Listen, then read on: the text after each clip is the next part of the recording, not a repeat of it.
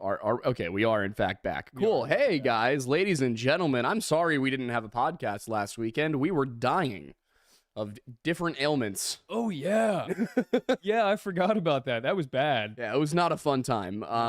I have not slept enough. I'm still catching up. I don't know. I woke up in Maryland yesterday, which is a terrible place to wake up.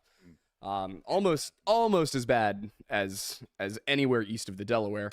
But today in studio with us, for really something that's rare for this show, is we have a guest. This is Roman Helmet Guy. You may know him from TikTok and Instagram. Well, thank you for having me. Pleasure to be here. Of course, yeah. You have something that you're working on, that you're launching and putting out, aren't you? I do, yeah. So I meant to bring you some books and to also show to the viewing audience, but I did not.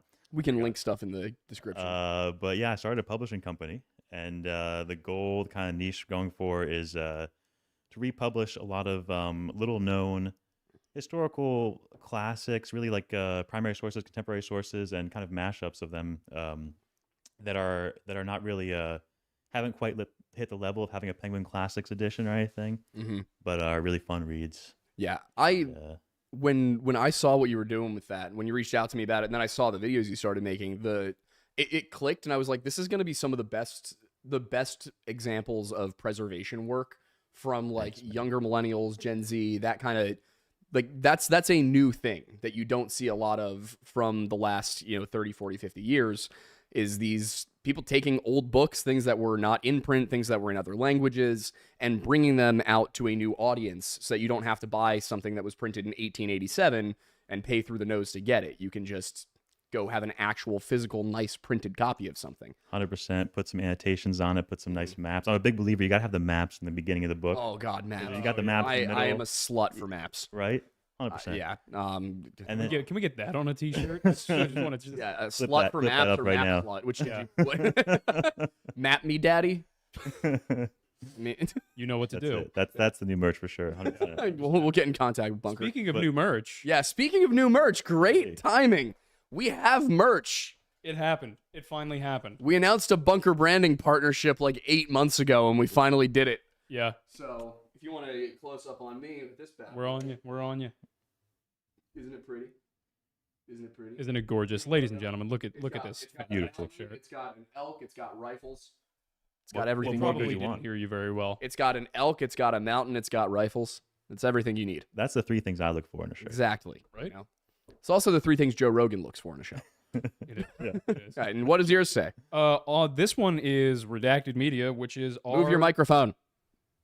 It's in the way. This one is Redacted Media, which is our production company that runs all of this. And by production company, I mean me. Mm-hmm. And he means him. I don't do anything. I just post the video. You do all of the research. Let's be clear. Not for the other shows we have. Yeah, that's a good point. All right. But yeah, so I wanted to get started with this one because my experience with pirates is limited to Assassin's Creed Black Flag and the Pirates of the Caribbean series. So I don't know a ton. Historically accurate. Exactly. The two most historically accurate depictions of the age of piracy ever created. The one thing I really, aside from everything else I loved about Black Flag, I loved the main character was Welsh. That's some representation right there. But tell me about, obviously you've got one of these books that you're putting out, but what's a story? Give me a story. Yeah, so a little background on the book is just that almost everything we know about pirates comes from like one book, which is crazy. And it was written under a pseudonym, Captain Charles Johnson. The guy does not exist. Nobody knows who he is. There's some people who think, it's the same guy who wrote Robinson Crusoe or maybe some other novels later, whatever. But basically 90% of what we know comes from this one book.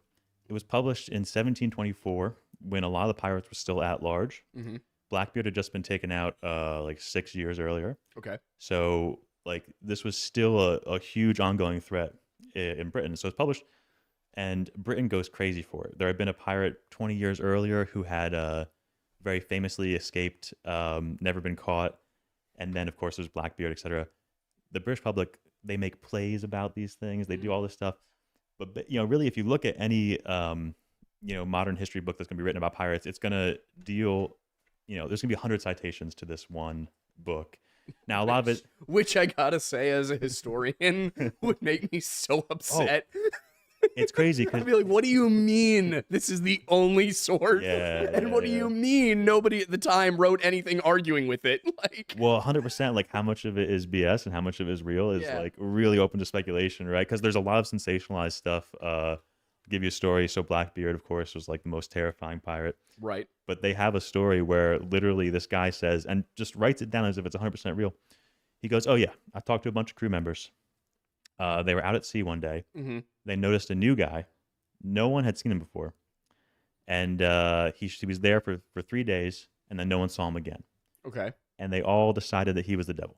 All right. And they were just like, Blackbeard is so bad, the devil is sailing under him as just like a common crewman, you know? Uh-huh. He just wanted to check it out for a little bit. Mm-hmm.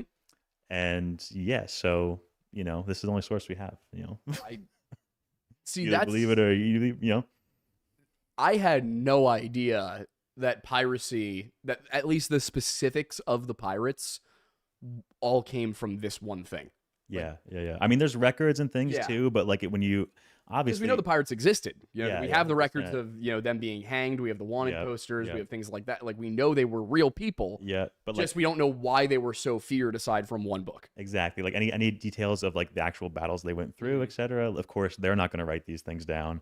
Mm-hmm. Some people say that this guy wrote under a pseudonym because he was afraid of being, you know, like targeted by pirates.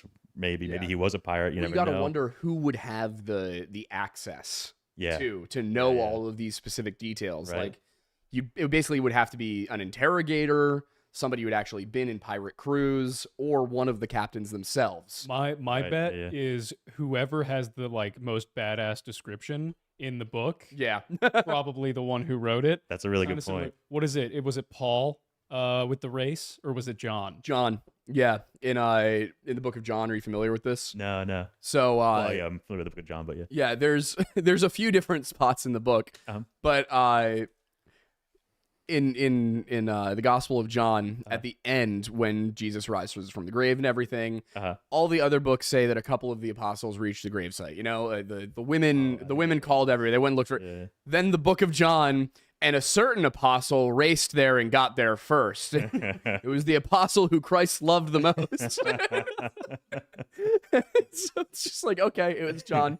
And we also, another one of my favorites of this is that in the garden when Jesus is being arrested, all three other gospels are all like, and then one of the apostles took out a sword and smote the Roman on the ear, and then Book of John, it was Peter.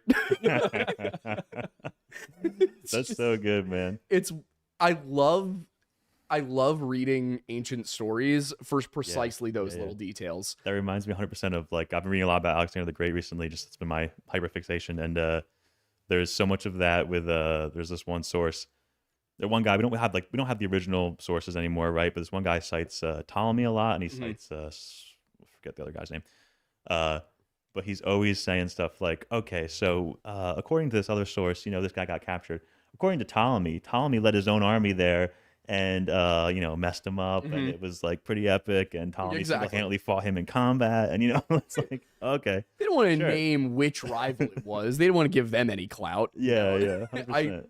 Also, there's everybody thinks that Julius Caesar was gay or bisexual too. There's one account of this. It comes from a political rival, right. who's like, yeah, well, he bottomed for the governor of Bithynia. Yeah. You're like, okay. Can you corroborate that? Can you corroborate that one, buddy? Right, He's like, right. Like, are we no. believing everything Cicero said about I Mark was Antony? there. Yeah. Which I just, you know, everybody has this picture of people from ancient times, and even just, you know, the last few hundred years as, oh, everybody was so much more proper, and, you know, there was.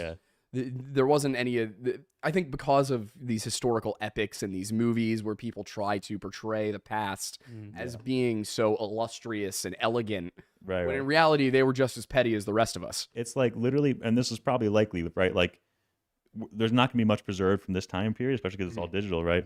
So like 1,000 years from now, maybe we'll get some transcripts from either Fox or MSNBC, you know? And it very much matters which one you get. Could you imagine trying to explain the 2016 election when all that's left is memes?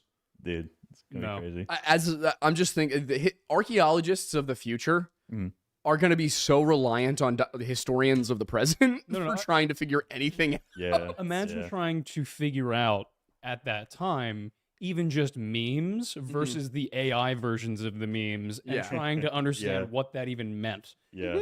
100%. I love it. Also, I do love, to your point, that one, what was it, like the bad Yelp review about the pottery on the tablet? Oh, yeah. Love that. Dude, I just found out there's like 5,000 unexplored like mounds in the Middle East that like are archaeological mounds. That's crazy. Yeah. I don't know. There's mounds everywhere. I thought there would be like maybe like a few, 100. I was very naive about this. There's like 5,000-10,000 of these things. It's the same thing. We had the same thing here. I just want to be really clear that I'm not saying they were built by the same people. It's just we had mounds everywhere. Back in like the 1800s, right. a whole bunch of people moved out west. They saw all these mounds. The mounds were so old that the Native Americans living there didn't know what they were for. Right. So nobody knew what any of the mounds were for. The natives didn't know. The farmers didn't know. Nobody could have imagined what they were actually, what the purpose was, because archaeology didn't exist as a scientific field yet. Yeah. Their history didn't exist as an actual field with methodology until the 1820s, really. Which is nuts. That's why I love when people are like, well, historians from this time period say this, and that contradicts the record. And I'm like, yeah, because they were drunk Victorians who didn't know what they were doing. Like, yeah, fair. I'm not to be dismissive of Gibbon, but he was writing in the 1700s. He didn't have access to much. He gets props for doing the first cool full-length Fall of Rome history, but 100%. You don't get a real scientific-ish version of history. You're not being lied to today because somebody says something that contradicts Gibbon. Right. It's not that the old people were right then and wrong now necessarily. Yeah, 100%. He mostly just wanted to criticize Christianity, so he wrote about Rome, right? It's just funny to me. Like, yes, the fall of Rome was caused by Christianity. Absolutely nothing else. Right. There was no climate change, no Huns. Yeah. And ignore the Eastern Roman Empire. Yeah. But I do want to bring this back to the pirate thing, because I wanted to ask you, you've now, I assume that, like, in the process of getting this book republished, you did read it. Oh yeah. Yes. So not only I read it, but there's so many obscure references that make no sense outside of like 1700 context.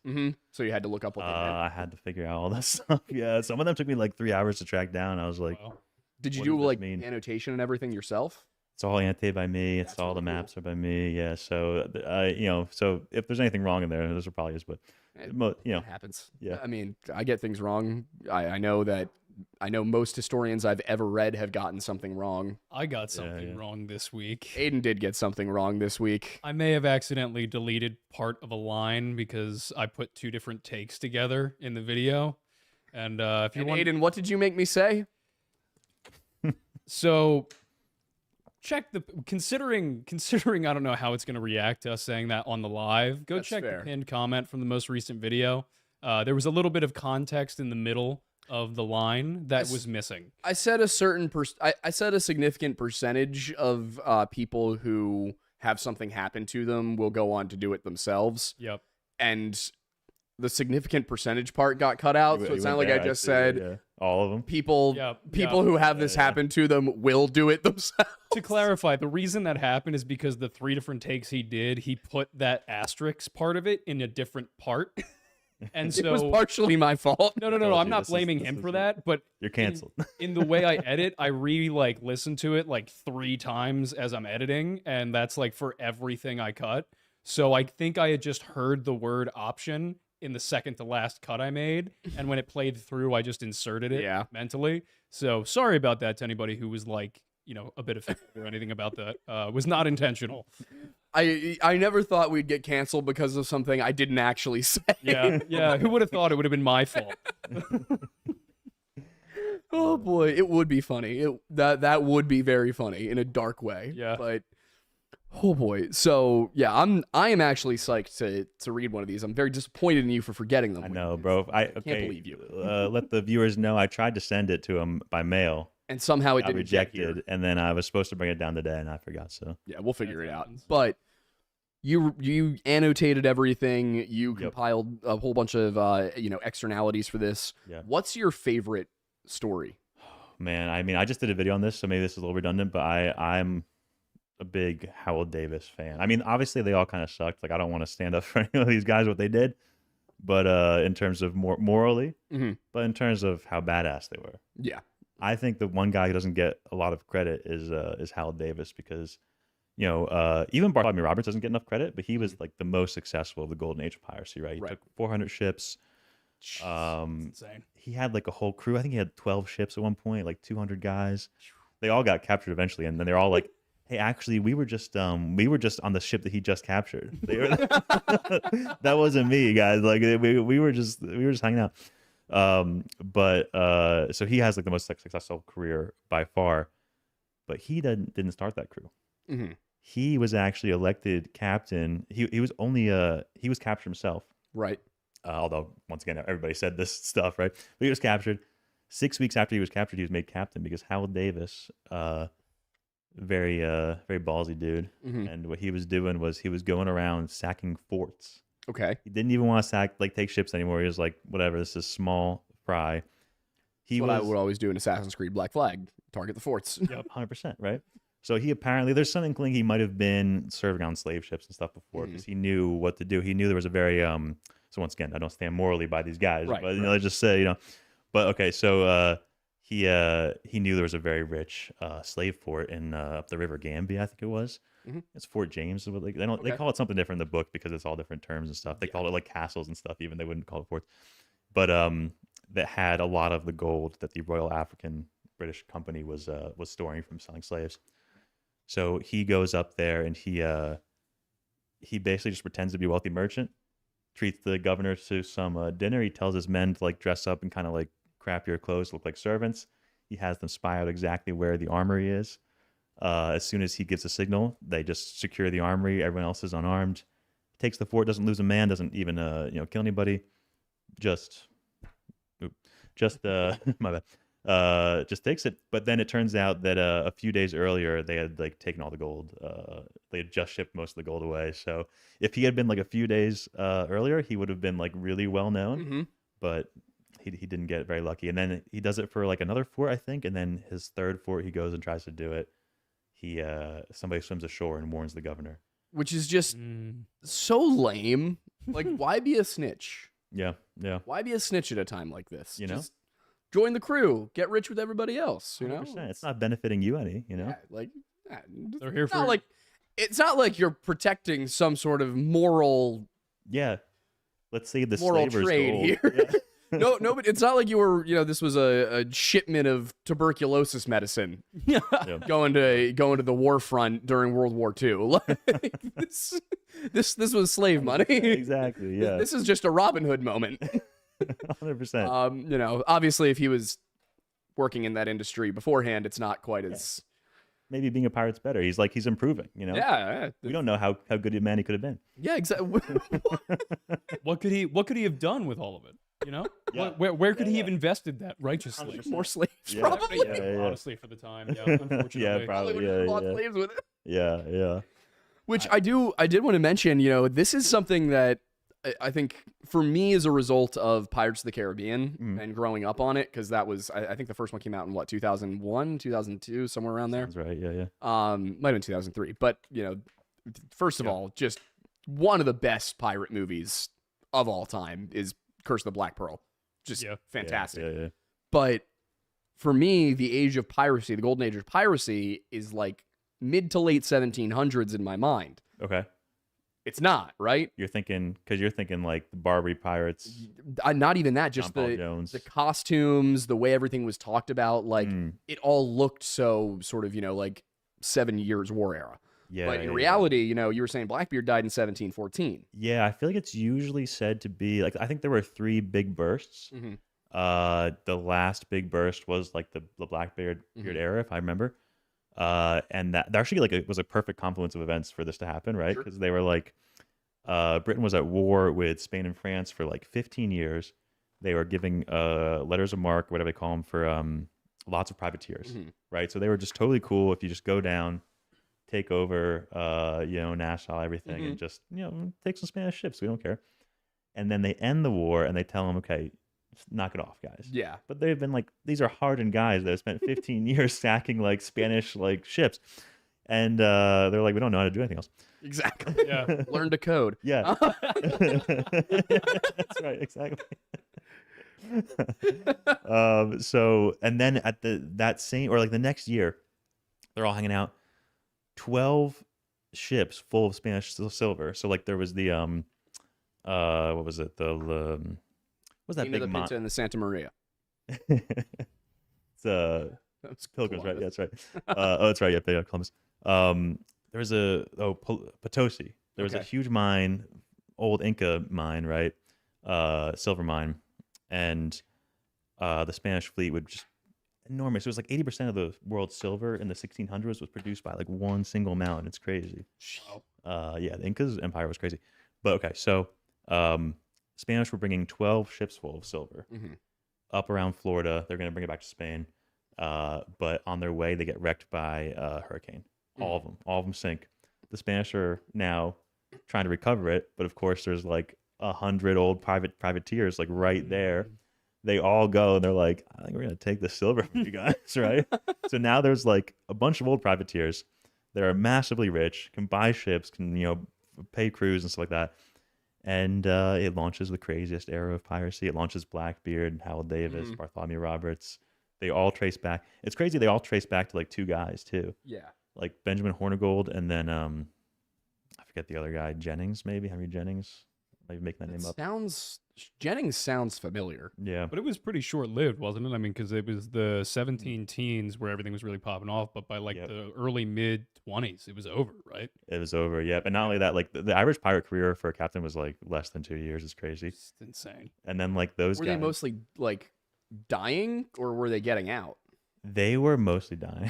That's Yeah, what I figured. Yeah, I was like, is this the kind of thing where you would have a big score and then you dip, or did they kind of run into the same problem that a lot of outlaws did, which was one big score, but ooh, all right. Well, I mean, one bigger.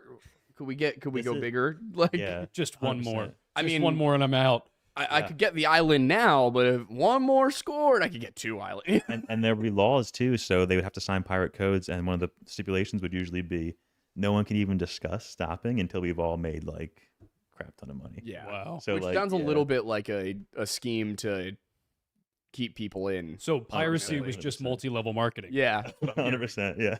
That's right. Okay, you'll get your own ship eventually, and then Blackbeard walking into Nassau with the fuses burning, like 8 pistols hanging from him. Right. He's like, "Hey, girlies." he's like, this could be you too. Yeah. No, I mean it was very democratic, right? The captain only made twice as much as the lowest Only. sailor and stuff. Yeah, I mean versus the CEO now. Yeah, right? it's true. Yeah. But I like thinking about it that way. yeah. Well, they were all elected too, right? Like all of the captains were elected by their crew. Yeah, Mhm. and it makes sense because, like, right, you need to have mutiny insurance, basically, right? Like, if you, the reason the conditions on ships would usually be pretty brutal, and if you're a captain of like the British Navy or something, you're making actually way more than twice as much the crew is, but nobody mutinies because as soon as you get back to shore, now you're all like gonna get hanged, right? Yep. But if you are already pirates, there's no real reason not to mutiny if you don't like the captain, right? So you gotta be like, I'll only take twice as much as you guys, and if you guys want me to step down, I'll step down, right? So Yeah. there actually aren't that many mutinies recorded in pirates because you kind of had to be nice to your crew. So Yeah, and it also reminds me why the mutiny of the Bounty is so like. There's a reason there's been like 6 movies about it. It's because it was such a. which one's the bad? You got? So that's right. the Bounty was a what was it? It was a British naval vessel, and it was sometime during I think it was the Napoleonic Wars. It might have been a little earlier. Okay. But essentially I can't remember the names of the people involved, but the captain was there are different takes in the sense of like some say that he was like excessively strict. Others are like he was just like kind of a normal captain, but it was a particularly tough journey. But there was one thing that really annoyed everybody was that he made everybody dance for like 10 minutes a day. Yeah. for exercise. I'd mutiny right away. Yeah. Yeah, literally. Was it a choreographed dance? Was it like No, they just vibing? Yeah. Just somebody grabs the fiddle and they're all just and then dancing? they just had to keep moving or whatever. And Like, do your aerobics, ladies and gentlemen. basically, yeah. And so a lot of these, hardened naval guys were like, Yeah. this is so stupid. Like, I hate this. Right. And they ended up going to an island. It wasn't Tahiti. It was somewhere in the Southern Pacific, Southeast Pacific. And they were there for a long time because they were doing trade there. But for whatever reason, their journey ended up taking longer than anticipated.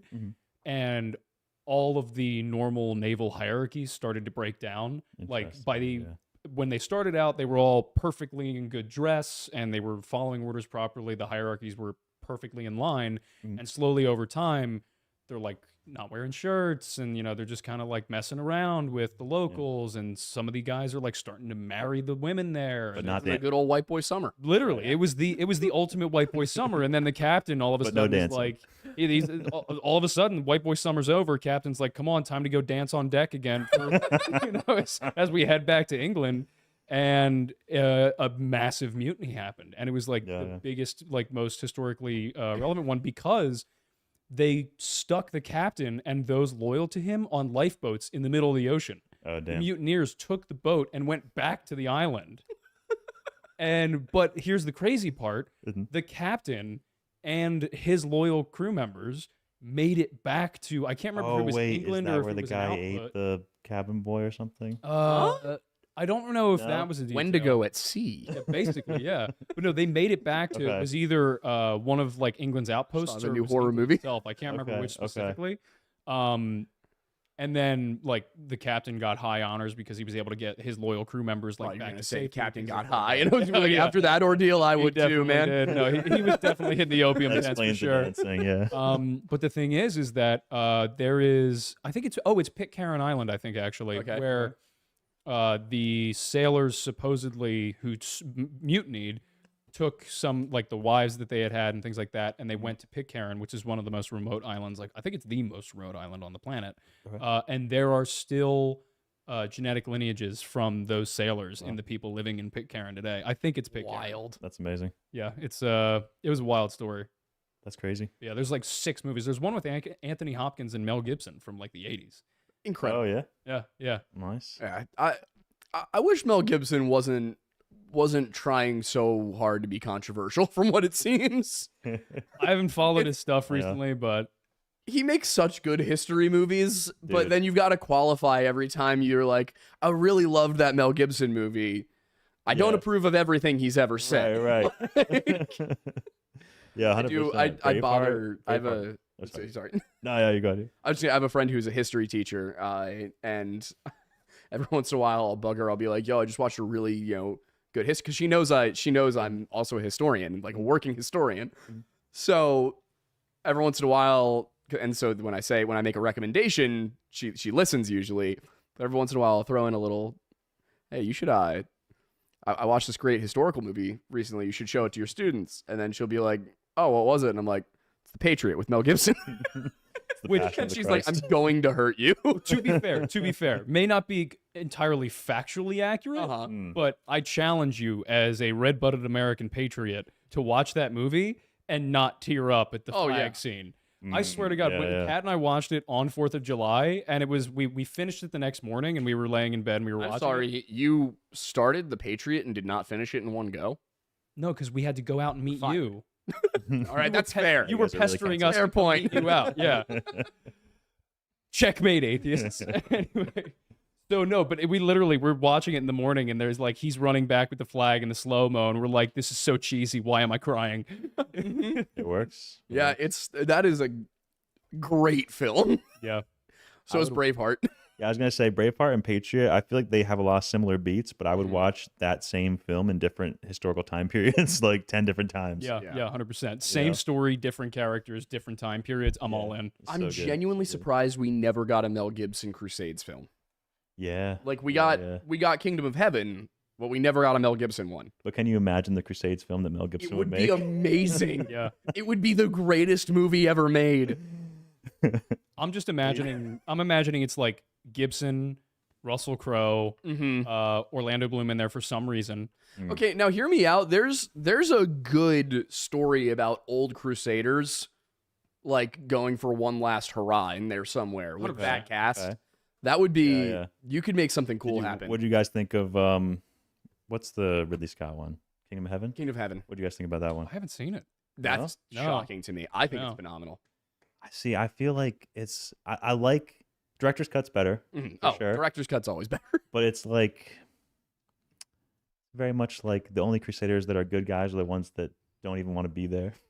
So here's what I think is funny about that movie, because Ridley Scott, if I remember correctly, made the movie as kind of a, protest against the idea that there's, righteous religious wars and that the Crusades were a good thing. It was all like Even war on terror.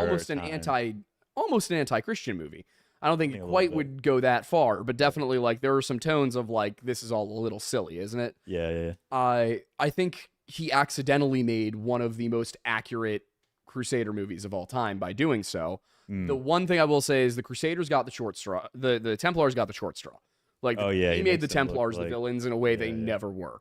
Mm. There was not enough, showing of the conflict between Hospitallers and Templars. There should have been more of that.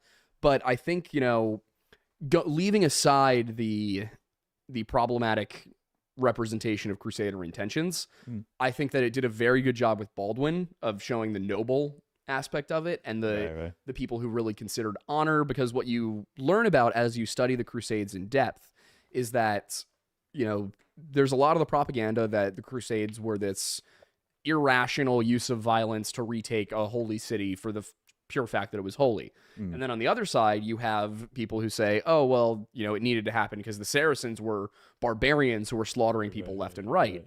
What I think was really good about Kingdom of Heaven is that, first of all, it takes place between the First and Third Crusade. I think it's also after the Second Crusade. I think it is after the Second. Yeah, it's after second, right? No, it's after second. I think so. Yeah, because second was to take back Edessa, right? Yeah, and it didn't go then- great. Yeah. Yeah, let's attack our allies in Damascus for some reason. That's a great idea.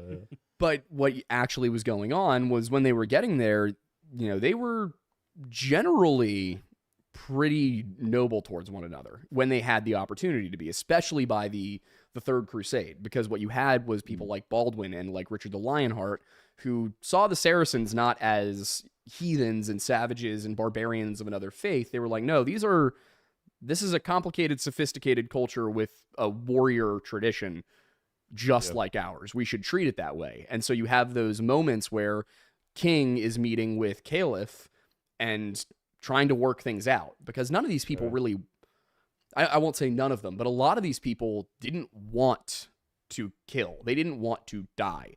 They wanted to preserve what they believed was right. Right. People assign these intentions to them a thousand years later, but these were people who on both sides thought they were doing the right thing for their world.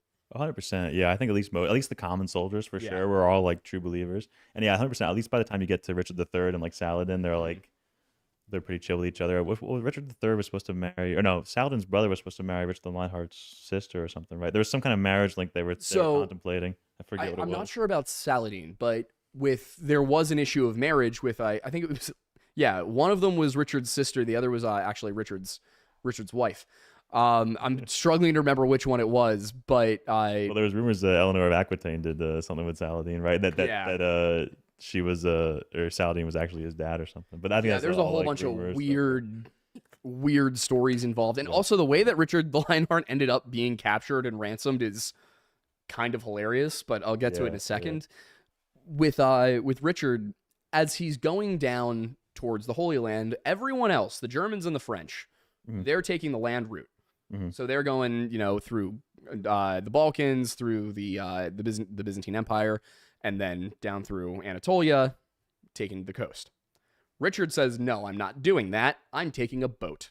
And so he sells everything the English crown possesses. He bankrupts the country of England. Yeah. Funds this army, sails down the coast, gets into the Mediterranean, lands in Sicily. I can't remember why he landed in Sicily. It was a woman who was important to him. It was either a woman he was supposed to be marrying, or it was a woman. I think it was his fiance. She gets captured, and he goes and he says, "You have until 4 p.m. to return her to me, or I am conquering the island. I'm taking your castle. This is over." They think he's bluffing, so they don't. 4 p.m. rolls around. That's what every woman wants, I think, is a man like that. Yeah. Every woman wants a man would... who will conquer Sicily for her. 100%. Right, Amanda? Yeah. Should I conquer Sicily for you? See, told you. Yeah. They get it. Let's go. Conquer Sicily. Let's go to Sicily.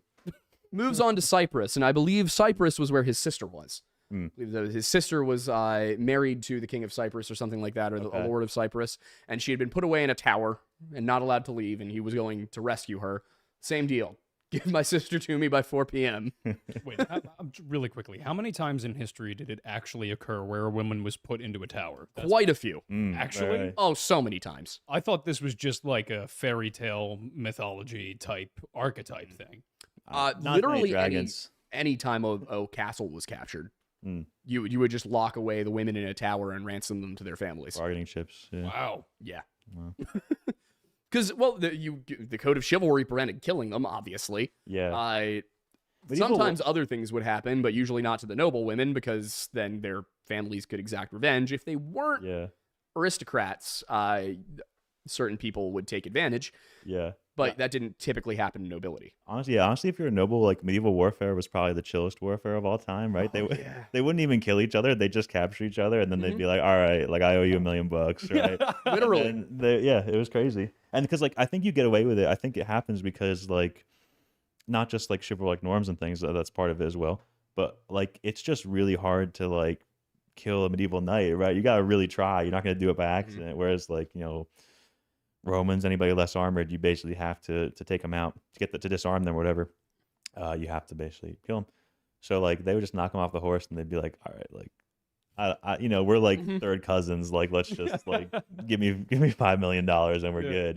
It even incentivized the peasantry, because if you were a peasant and you hooked somebody off their horse, you pulled them to the ground, disarmed them. Yeah. You got money. You took their armor, you took their horse, and you sold them back to their family, and suddenly you were no longer a peasant. That's the way to do it. Everybody wonders how they raised these big peasant armies. It wasn't always conscription. A lot of the time they were just like, hey, come to war, you'll get some of the spoils. I didn't even realize this before. Getting into like the Crusades and everything, I kind of, was getting more into medieval history. I wasn't, ever a medieval history expert or anything. But I didn't realize that tournaments used to be like this too. Like they didn't have like the I'm blanking. What's the things when they hit each other with lances? Jousting? Thank you. Okay, it wasn't like jousting. Like they would just line up in different towns, and they'd be like, "This is your home base. This is my home base. Let's try and kidnap each other."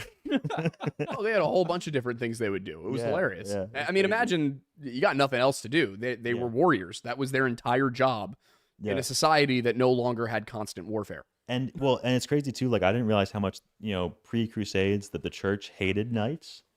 They were just like, stop it. First, they would try to do like the peace and truce of God, right? They were like, on Wednesdays you guys can't fight each other, right? They'd make up all these rules, and or these months you can't fight each other either, or anything. And literally, Pope Urban giving the speech to the knights of like the First Crusade, he literally has like a few paragraphs in there, according to some, there's 5 different accounts of it or whatever. And shameless plug, this is the second book, is the Chronicles of the First Crusade, which includes those accounts. But and check out my TikTok for the books. That's the only place they're available now. But he literally has a few paragraphs where it's like, we all know you guys suck, and you're just wantonly, slaying each other, and we hate you. But for once, you can finally do some violence for good, right? Mm-hmm. And it's only like really after that, this whole idea of chivalry and the idea of, holy war really enters this kind of like Christian Catholic, I believe setting. I think it was Benedict. I think it was the Benedictine rule that inspired the Code of Chivalry, if I'm not mistaken. But I might be mixing it up with a different holy order, a different order of monks. But I think what I mean, you're completely correct. It speaks to a large motivation for the First Crusade. Was a large reason that you ended up going to Jerusalem was they could not get knights to go. They could not get. This wasn't, hey, that lord over there, he's taxing my land and I don't want that. So let's go take his land and you can have some of the money we take from him. Right. Wasn't that anymore. It was, hey, you probably won't come back from this. Want to go fight somebody 1,000 miles away? And not many people were down for that. Fact of the matter is, the First Crusade was not just the Pope going, hey, everybody, the Muslims have had Jerusalem for a little while. I think it's our turn now. Let's go get it. Right.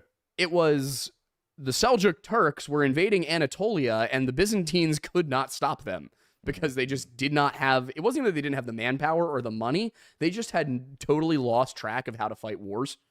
They hadn't, oh my God, they were not fighting many wars at this point, at least not that they were winning.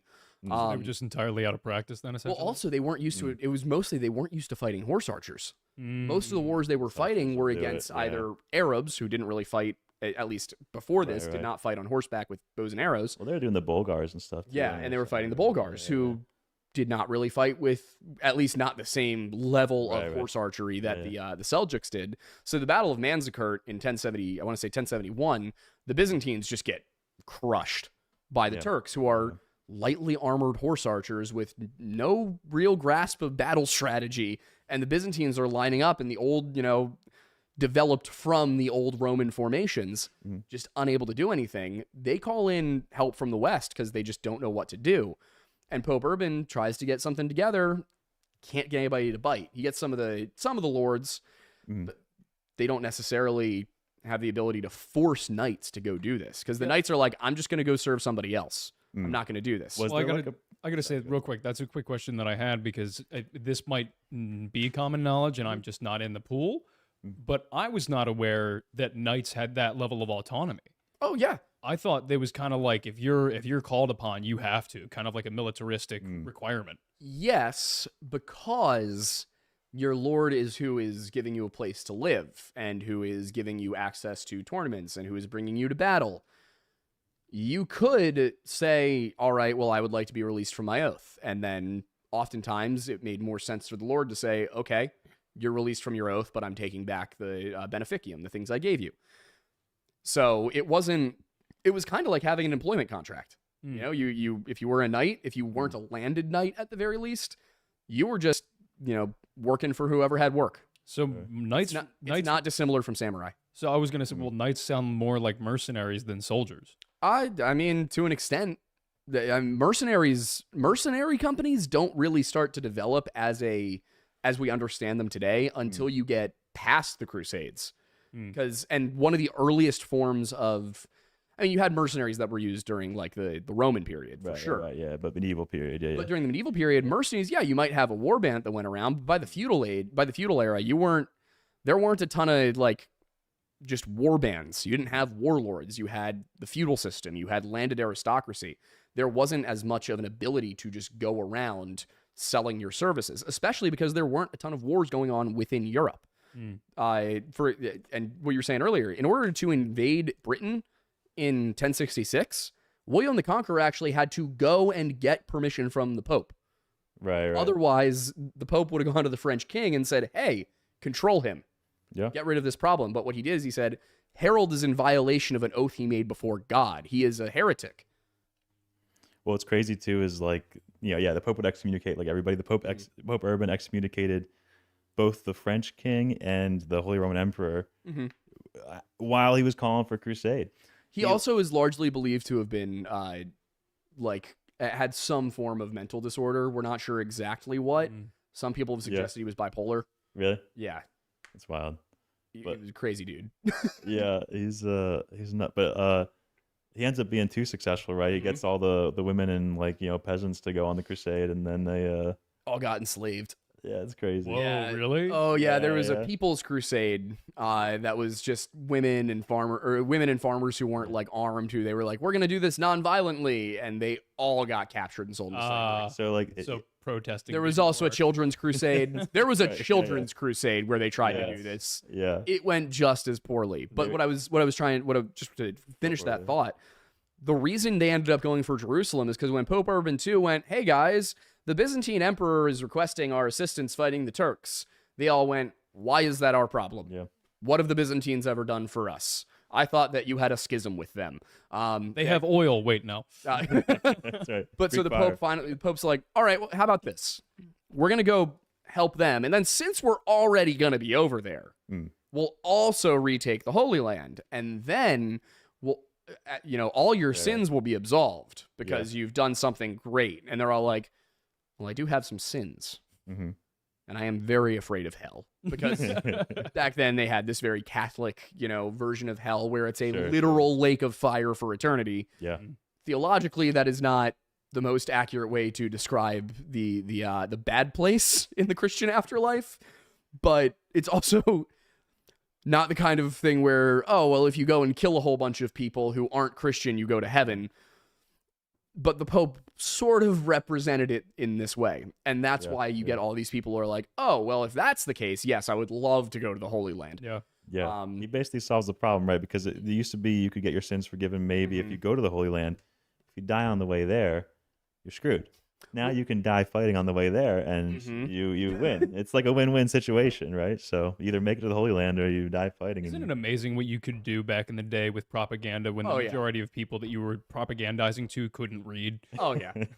But that was the thing. At the end of the day, you had a lot of the lords were like, okay, well, I probably should absolve my sins. A lot of the peasants were basically like, well, I'm doing this for Jesus. Yeah. And then a lot of them died. But what's really incredible about it is the effect that they had. Because the Frankish knights arriving in Anatolia turned the tide of a war that the Byzantines had been losing for 20 years. Wow. I mean, they get over there, and it goes from the Byzantines just struggling to hold on to cities and hoping they can survive sieges to you have forces of like 3,000 Turkish horse archers who are going up against a couple hundred knights, and the knights win, and they win, and they win over and over and over again. The Crusaders do not lose a single battle of the First Crusade on the way to Jerusalem. Dude, that's nuts. Because they just the arrows the Turks are using, the bows, the draw weight is not enough to get through the European armor. Right. Even the sergeants on the ground, the professional infantry, the arrows didn't work against them either. They've got these huge shields. They've got kettle helms. They've got mail. You got to get one of them like in the face or somehow sneak an arrow through the rings of their armor.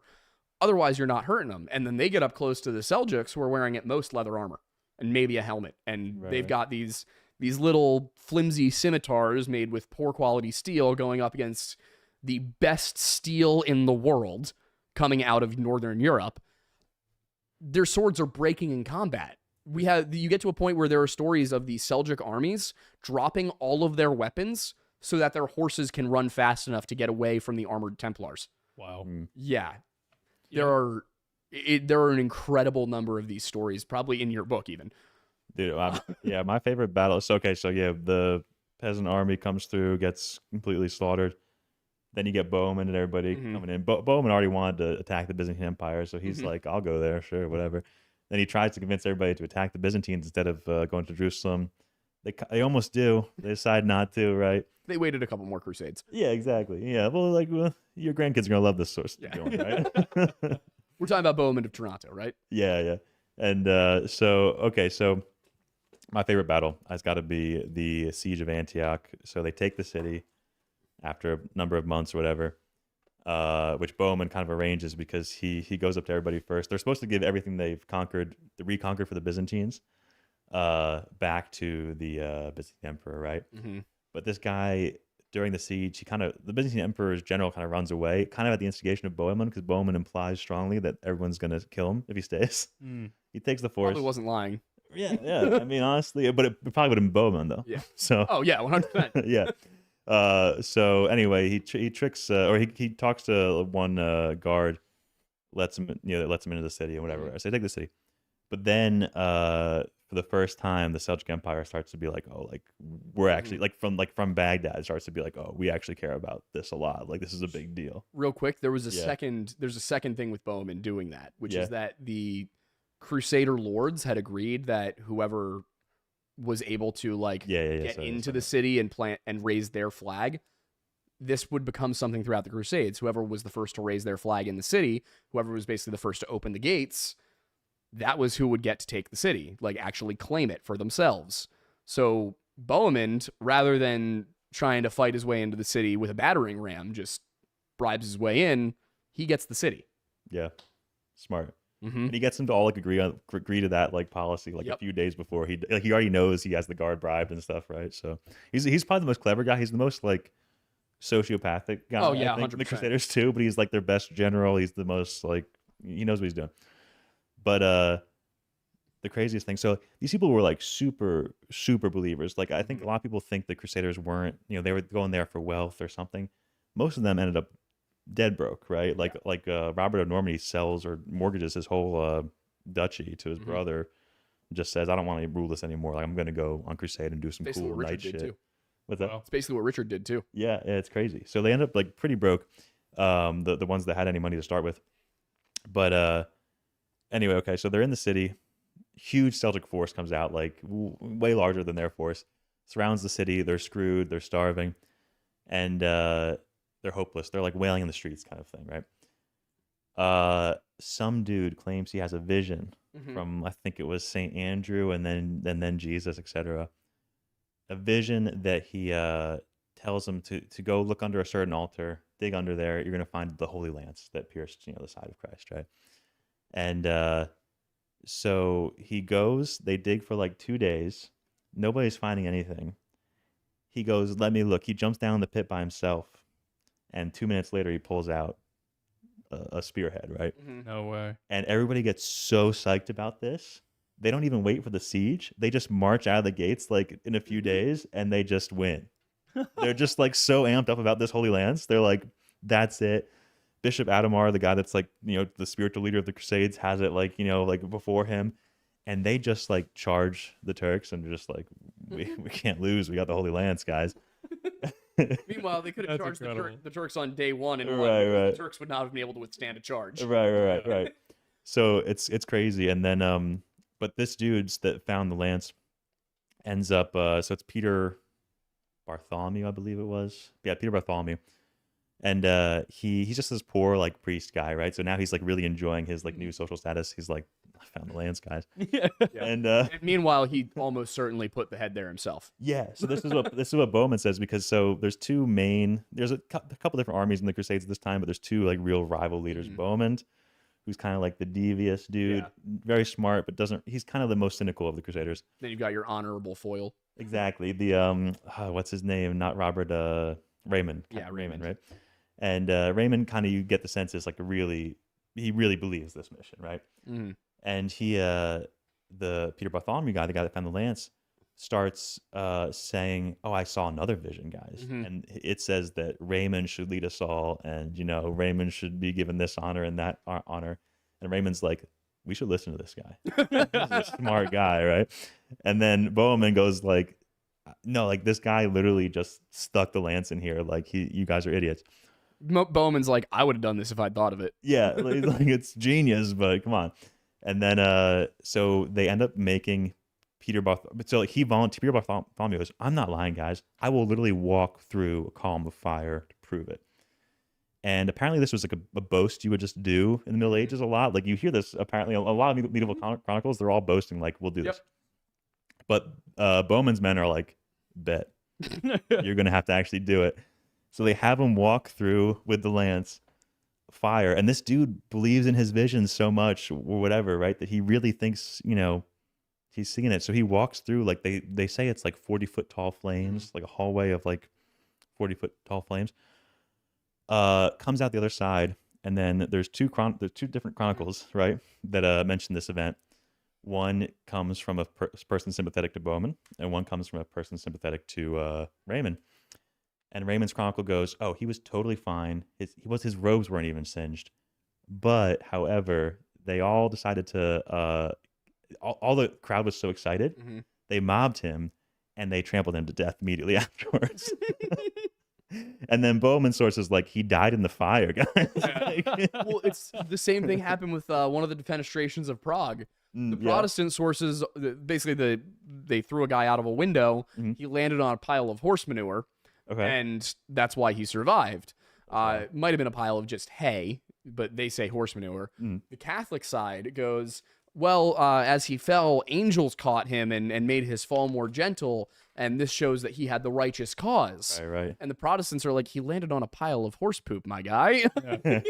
You just see these little things where whoever whoever the one side that lost is, they're like, okay, it wasn't what you think. I promise. Like Yep. the other side's like, come on, Yeah. let's be real here. The downside of having all of the pirate stories come from the one book is because like there are certainly things in there like Yeah, that, I'm 100%. sure. Yeah. And it could be one or the other. It could be, you know, things are tame Mhm. in that book by comparison to what it was really like, or they could be overhyped. Mhm. We'll never know. And there's True, also true. probably a little bit of both. You know, Yeah. you've probably got some Yeah. people who the author was like trying to downplay, Yeah. and others they were trying to make look more exaggerated than they really were. Yeah, I was on that thread. I was like, saying like, okay, this is like a pseudonym. We don't really know who wrote this.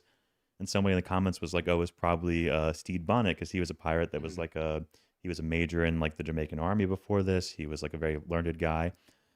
But they give Stede Bonnet such a terrible treatment in this book. They're like, oh, he was like Blackbeard's like like he was basically dominated by Blackbeard and looked like a fool, right? So I was like, I don't think it was Stede Bonnet writing this book, right? If he was a clever man, though, that's exactly what he'd do. That's true. Yeah. Yeah, He'd be yeah. like, and this little guy, he didn't know anything. He was getting mocked. He was being made fun of. He was being Right. beaten. Definitely don't he look was into nothing. him. Yeah. Exactly. Especially because if he was still alive, being like, Stephen Bonnet, he was the worst pirate I ever heard of. That man couldn't Right. capture a ship if it walked up and surrendered to him. But you have heard of him. Exactly. So that I wouldn't put it past him Mhm. if he were a smart man to do that, precisely that.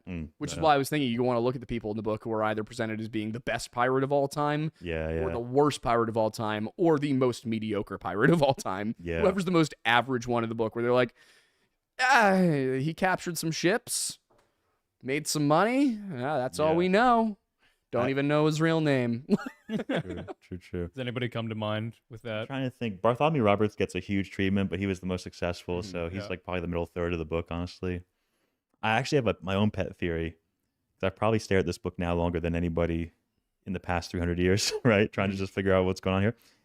And I kind of think it might be multiple authors or just a very lazy, like a sloppy author, because he will, in some books, he'll be like, oh, the ship was 500 tons. Mhm. And he'll spell it like TUNS.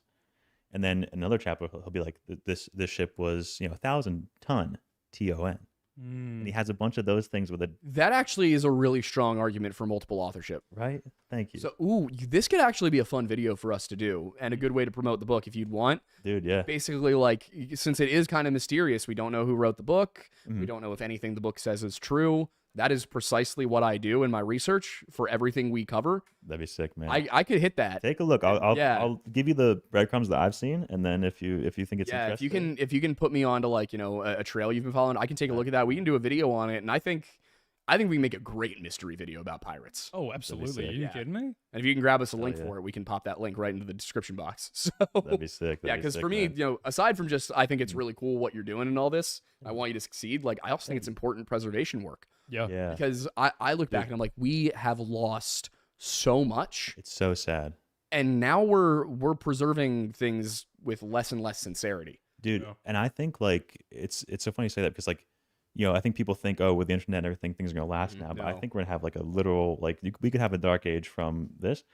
And if you look back, people are trying to do things like there's archives in like the Arctic Circle or whatever, right? Yeah. But I think that centralization actually misses the fact that not most things, but a lot of things have been destroyed on purpose. Mm-hmm. Like you get a new religion, you get a new ruling class in power, and they'll go into that archive and they'll delete like All of it. 20% of what they don't like. Exactly, right? And they may even just nuke it, right? Like if it's against their like version of history, it's gone, right? I mean, I think about like the Library of Congress. If I were trying to take out the United States, Yeah. I would hit the Library of Congress. Yeah. I'd burn it. Yeah. Just Well, get you- rid of all of your historical documents. Like Yeah. the one place we know all of them are, everything's gone. Yep. Yeah. Well, even so much stuff, just practical knowledge. A lot of learning nowadays are ebooks or videos and things like that online, Yeah. and even more common textbooks. Mhm. In school now, it's like they're all digital copies. Like I was even when I was in college, which is 4 or 5 years ago now. I was weird for printing out, the books or the pages to the books that we were using. Right. And I get hard copies of everything that, I want to reference just for the sake of if anything were to happen online, because a lot of stuff gets deleted or lost. Websites go down for a variety of reasons. Like they change things a lot for weird reasons. Right. It's even just simple stuff like that. I feel like it's worth personally to have hard copies. Yeah. 100%. I've been wanting to do that with our videos because our stuff, I mean, there's going to be no record if the internet disappears. No, it's okay. Right. There will be. I have every. Well, if the internet disappears and technology ceases to function properly. I was going to say, because I know you have everything. Don't worry. But that's one thing I want to do is I want to take everything we've done, transcribe it, and then turn it into print and get that lined up. What I don't have the time. Yeah, is the problem. Like if I might hire an editor to, take everything I've done and make it coherent on paper. Which now that I think about, is probably the way to do it. Yeah. Yeah. I already did the hard work. Let's have somebody else clean it up. Yeah, and then you just proof it. Yeah, I proof it and publish it. Yeah. Which, I mean, now I know somebody who publishes books. Dude. So, let's do it. What time is it, by the way, Aiden? It is 8:06. So okay. So we are, I figured we were about to hit that. Yeah. I wanted to hit one last story before we switch over to the Q&A segment, which is, because as we were talking about the Crusades, how Richard the Lionheart got captured. What do you know anything about this? You've definitely told me it before, but I don't remember the details. Is it covered in the book? No, so it's the book's only First Crusade and how it gets started. So yeah. All right. So when Richard the Lionheart shows up, I think it was Acre. Okay. City's been under siege for months. He sails up. The city, again, under siege by, I think it was, I can't remember who the French king was, but French king and Conrad III of Austria. Okay. I think. No, Conrad III of, it's killing me, but one of the Germanys. It was one of the Germanys. Mm-hmm. Richard strolls up to the city, and they surrender immediately because they have heard that this man just conquers anything in his path. He has a reputation. They know him. That's sick. Conrad puts up his flag. Richard walks in, cuts down Conrad's flag, and raises his own because they did not, Conrad was the first in, but they had surrendered to Richard. So Richard puts up his own flag. This pisses Conrad off. They continue to crusade. Eventually, they make a deal with Saladin to have access to Jerusalem for a period of 10 years. Right. He gets to keep ownership of it, but the Christians can go whenever they want. He cannot harm them. He cannot molest them. The Templars are charged with protecting the pilgrims, which was, of course, their founding function. On the way back, after they get out of, the Outremer and out of the Byzantine Empire, Conrad captures Richard. He has him captured. And then rather than holding him, because he certainly could not do so, the Pope was going to demand the release of this man, who is the hero of the crusade. Right. Conrad passes him off to the one person. I'm be really embarrassed if I'm wrong about being Conrad. Passes him off to the one person who could possibly resist the influence of the Pope. It's not the Byzantine Empire. It would usually be the Byzantine Empire, but they've just been begging the Pope for help for 100 years. Right. He gives him to the Holy Roman Emperor, who ransoms him back to England. And King John gets a really bad rap because the Robin Hood legend has sort of mixed in this narrative that John, didn't want Richard to come back. And it's partially true that John didn't want Richard to come back. But it wasn't out of jealousy. It wasn't because, he was his older brother. It was that Richard had bankrupted the Kingdom of England to go on this crusade. John had been left to pick up the pieces and rule the kingdom in his absence. He gets captured. John now has to bankrupt the Kingdom of England a second time to pay to get his brother out of jail. So he has to raise the money. This pisses off all the nobles because he's got to tax them basically to the bone. The nobles all hate him because of that, and they still see Richard as the hero of the Crusades, and it's not clicking for them that the reason they're being taxed this much is that Richard got captured because Richard's ego would not allow this other guy to claim the city. So King John then does something that he kind of has to do, which is sign the Magna Carta. Because they come to him after Richard gets captured. They're like, we don't like how autocratic you're being. We don't like that you have the right to make all the decisions. You need to sign this document. And John manages to make it work in such a way that he can dissolve their parliament at any time, but he's still forced into signing the Magna Carta. So the English Constitution, essentially, the Magna Carta, exists partially as a result of Richard the Lionheart's decision to bankrupt his country to go on crusade, which means that the Magna Carta exists partially because of the Crusades. Ergo, the Magna Carta is a direct result of Islam. Yeah, So I gotta say, And so is the United States Constitution. Sure. Yeah. so very, very relevant to that is one of the first questions in Question Time, which is from Awesomation for Canadian $20. Thank you. Saying, during your appearance on Unsubscribe, you mentioned how Karl Marx is apparently responsible for this. Shades of Grey. This thought has been living in my head ever since. Please explain how, and let me be free of this question. Oh boy. All right. So usually people build this by starting with the beginning. I'm going to go backwards here. All right. So 50 Shades of Grey is Twilight fan fiction. Yep. Author Stephanie Meyer was partially inspired of her aesthetic for Twilight. And of course, 50 Shades of Grey is Twilight fan fiction. Mm-hmm. Twilight is inspired aesthetically by My Chemical Romance. Gerard Way started My Chemical Romance partially because of what he saw on 9/11. 9/11 happened. Wait. Hang on. You're breezing through this real quick. So Gerard Way saw 9/11 happened. No. Yeah, but like specifically on a ferry He was on a ferry in New York. Like he wasn't watching it on television. No, like, he was right there. He was literally right there, like when it was happening. Yeah. And so it was very impactful for him because he was like there on the day. Also, he's not kidding when he says 50 Shades of Grey is Twilight fan fiction. That is confirmed. It is. Yeah. The author openly admits that. Yes. Anyway, please continue. I just want to Sure, yeah. And Karl Marx wrote the first 50 fan Shades of fiction, Grey. so that's 50 Shades. No. I mean, I guess you could call the Communist Manifesto. you could call that economics fan fiction, I guess.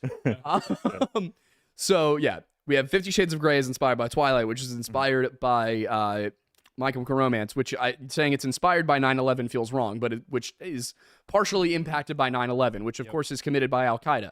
Al Qaeda grows out of the Mujahideen. The Mujahideen exist because the communists have invaded Afghanistan. I see where we're going. Communists exist because of communist Russia exists because of Lenin. Lenin exists because of Marx. Right. So that's the short version. That's but fair. basically, every single step going back, Yeah. you eventually get to Karl Marx inspired 50 Shades of Grey. really quickly elaborate a little bit further on the Mujahideen bit. Sure. The communists begin to invade the Middle East. The Middle East is not like that, but their governments, their armies weren't always sufficient to fight anything off. Also, so they started fighting guerrilla wars. Yeah. And then the CIA was like, yo, it's super cool that you're doing that. Your little militia group is very mature for its age. Would you like rifles and RPGs? Stingers. Yeah. Stinger missiles, all that? We'll help you fight the We communists. funded Osama. Yeah. It literally funded Osama bin Laden. Literally, himself. there's pictures of him smiling in the New York Times from the 90s and stuff. Well, wasn't he also from a wealthy family, Oh, and yeah. all of the rest of his siblings were I don't want to say pro-America, but they were generally cool with it. His I think it's his brother or something. Maybe it's his He has a son. nephew or a son that just lives in the West and does normal things. I think he has a pretty good painter in France. He's just I chilling think he has out. a niece who's a DJ or something Yeah. like that. The Bin Laden family, aside from him, Yeah. it has been chilling. There's always one in each family. Yeah. You Well, he know. was borderline emo, wasn't he? So Osama bin Laden was really big on My Chemical Romance. That's right. There's a reciprocity there. he There's a double did connection 9/11 there, so that yeah. My Chemical Romance would start. It was, he had a vision. He did. Mhm. He was thinking long term. Yeah. This is what's gonna get us canceled. Now we're Yeah, canceled. this is gonna get us canceled. But, oh boy, so that's how the connection works. You can connect basically anything to anything if like you try 6 hard enough. You ever see the 6 Degrees of Kevin Bacon old Oh, yeah. show? No? It's yeah. Oh yeah. You can do 6 Degrees of Karl Marx. It's Yeah. like you can connect anybody to. Yeah, to Kevin Kevin Bacon? Bacon. Yeah, there any actor in Hollywood and There's only 6 degrees of separation from Kevin Bacon. Yes. That's Yeah, funny. Yeah. Yeah. yeah, That's and really you can funny. do it. The ironic part is you could really do it pretty much with anybody. Yeah. But One degree of separation from Adam Levine. There you go. What? Yeah, from Maroon 5. You are Adam Levine, is what you're No, saying? sorry, not 1 degree of No, I'm just separation. Well, no, 1 degree of separation you're is right. that you are the I was person. thinking Yeah, 1 that. degree of separation Yeah. is you know a guy who knows that guy. Yeah, That'd be 2 degrees. that's 2 degrees. I thought 1 degree. if you I know thought him, no, that's because 1 degree of well, plus separation is separation. Would be you know him. no. That would be no degrees of separation. You're not separate. You know each other. Or is 0 degrees of separation that you are him? Yeah. That's what I'm saying. Anyway, either way, I know a guy who knows Adam Levine. Was my I don't point. know, we're It's screwed. undefined. It's underdetermined. That's sick though. Oh yeah, but no, that's a lot of people are like not far. You know a guy who knows a guy who knows a guy, and I feel like you know Karl a famous Marx person. would hate 50 Shades of Grey though, because it's like a billionaire fan fiction. He would That's want a it. good point. what I Yeah, mean? Karl Marx really did create exactly what he hated in an Yeah. indirect Yeah. way. Yeah. He'd be rolling in his grave. It all comes Yeah. back to capitalism. Yeah, that's right. Is 50 Shades of Grey a critique of capitalism now? Confirmed on the Lore Lodge. Karl Marx 50 would write Shades of us- Grey yeah. is actually a socialist philosophical masterpiece. is Yeah, what it yeah. is. Mhm. No, it's 100% an allegory for the warring between capitalism and Yeah. Yeah. socialism. He It's is like, the look- bourgeoisie and she Yeah. is the proletariat. exactly. It's like, look what this poor woman has to do for this bourgeoisie Yeah. pig. Yeah. Have we actually just heard this?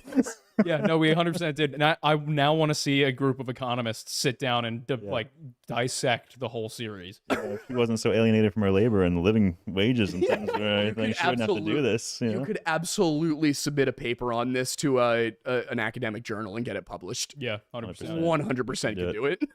I'm kind of thinking about it now.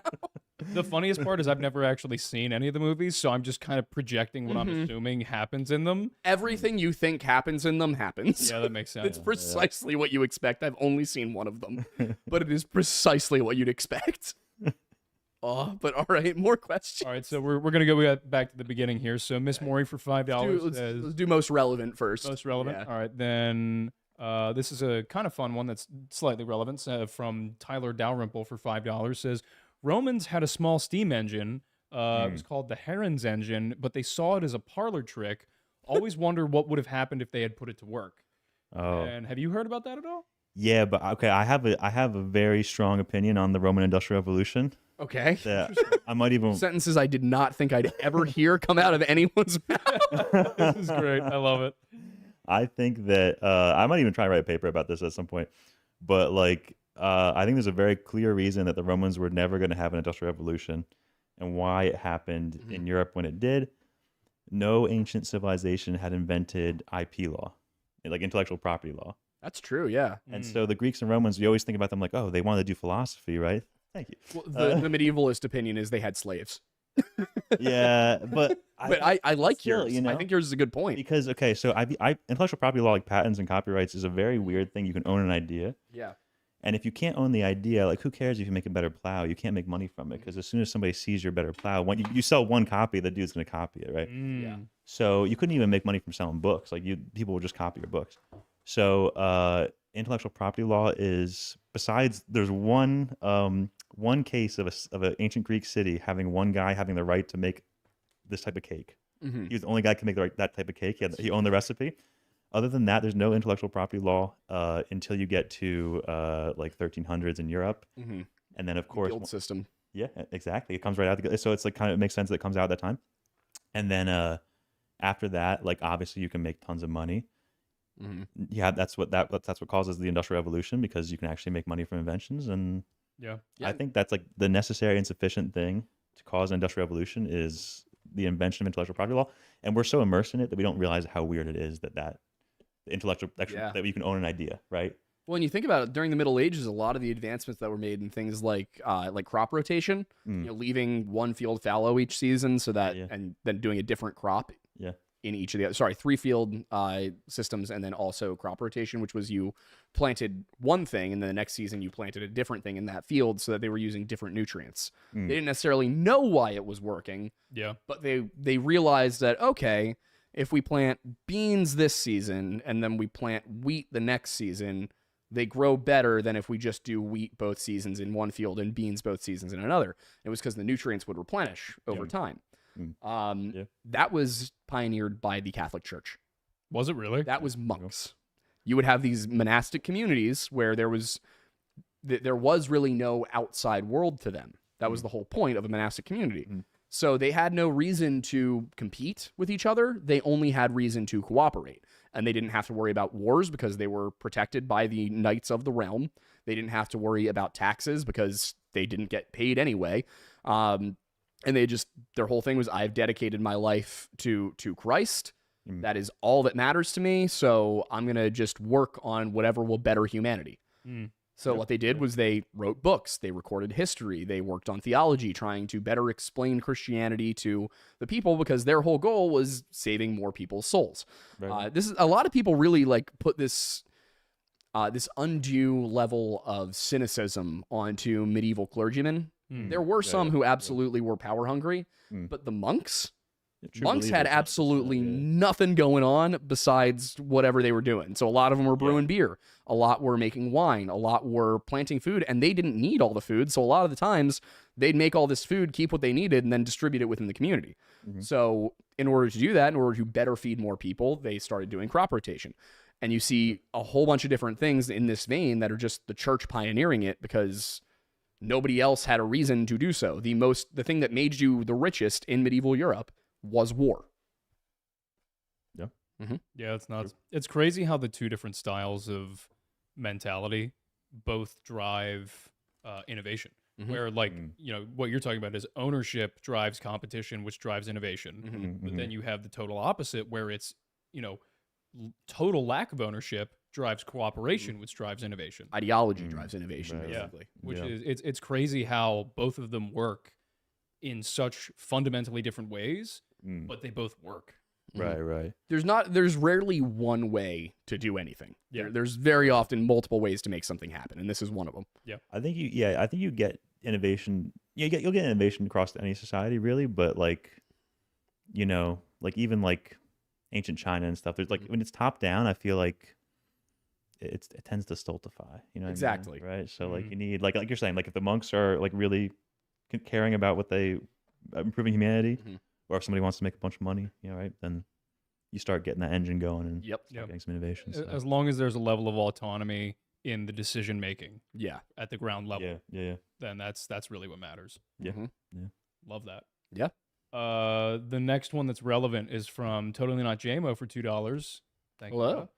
He sent the number over him, but the one that was relevant was, he said the bounty sunk twice, and he's correct. Oh yeah. So it's not quite that simple. The bounty, which was the one that I was talking about back in the 1700s, sank at Pitcairn, I believe it was. I think they intentionally did it. I can't remember exactly. I think they did. But there was the bounty that was created in the last century. I think it was in the 30s-ish. That was a complete recreation of the HMS Bounty, the ship, for one of the films for Hollywood, which they used in multiple renditions of the film. Oh my God. Throughout time. That also sank because it was in a state of not necessarily disrepair, but not seaworthy. It was seaworthy, but not to the level which was safe. However, at the time, the captain, who had been the captain of it for like 20 years, and this was either the 90s or the early 2000s, I think. Can you imagine your job is captain of a replica 18th century ship? Be amazing, right? Sick. Well, but this is the weird thing, is the ship was scheduled for maintenance, and I think a couple things got delayed. But they were supposed to be making a journey from, I believe it was Boston down to Florida, where it was the inner like Gulf Coast side. I can't remember which port specifically. That was its home port. I may be getting that wrong, but this is what I'm recalling. And the plan was to take it down this like 1 week. There was a massive hurricane developing, but it had to be taken down for whatever reason. I can't remember why. And apparently the captain of this ship, the captain of the Bounty, was an unofficial hurricane chaser. And this is apparently a thing that I learned of. I've heard of people doing that from the air. Yeah, no. So apparently this is a thing that sailors do, where the way hurricanes rotate on the globe, Sorry, just had to. Wait, what? Yeah. It's Flat Earth. round? We have a whole. Oh, yeah. Gotcha. Anyway, so the way that hurricanes rotate, there's a pocket on the southwest side of hurricanes in the Atlantic Ocean where you're essentially, if you can ride that little pocket, even though you're kind of like, to get there, you would have to go between literally a rock and a hard place, which is the hurricane and the land. Yeah. There's usually not a lot of precipitation in that pocket, and the winds are generally behind you in the direction that you want to go. So it's the calmer section, it's the most useful section, it's the fastest way to kind of travel through it. You can usually get I assume really only, high winds. only if you're going south, though. Well, I mean, with square rigged ships, you still had pretty much a 180-degree range of point of sail that you could use. It wasn't just like directly downwind. Gotcha. And then for, Latine sail, or not Latine, what am I talking about? Bermuda rig sails and stuff, you obviously have a much wider, range of sail. Of course, obviously. Yeah. This is why I'm a generalist. So he would generals ever do to you? only good things. So he would frequently try and chase these hurricanes to get these high winds to essentially like make this ship go as fast as it could. Which to be fair, has got to be a great thrill. 100%, no doubt. But keep in mind, Like the guy on the HMS Squirrel on the way back from Roanoke. oh yeah. It's like, we have never been as close to God as by air as if by sea, or whatever the hell it was he said, and then it stinks. Yeah, The literally. guy's out on the boat in the middle of a storm, just like reading a book and vibing. He's like, "Oh my God, what a time to be alive!" Yeah, that was a incredible painting to find when we were editing that. That was great. That would be a good one. That would be a good one for you to publish. Would be if you materials on Roanoke, stuff. because there's a lot like John White's. Yep. All of his materials would be awesome. I would love a copy of William Strachey's Yeah. work on Jamestown.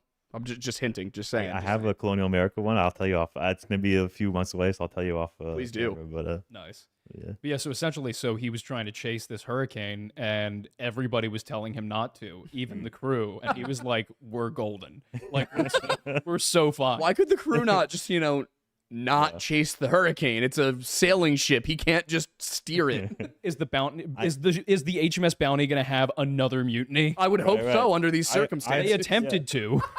They attempted to mid-hurricane. They didn't have No enough way. of the blunderbuss. Well, the problem was that they had the biggest issue with the ship was that the caulking on the sides, which is how the wood is sealed from being The caulk got too wet. No, it wasn't that it was too wet. It was that it hadn't been recaulked in such a long time that the sealant was rotted.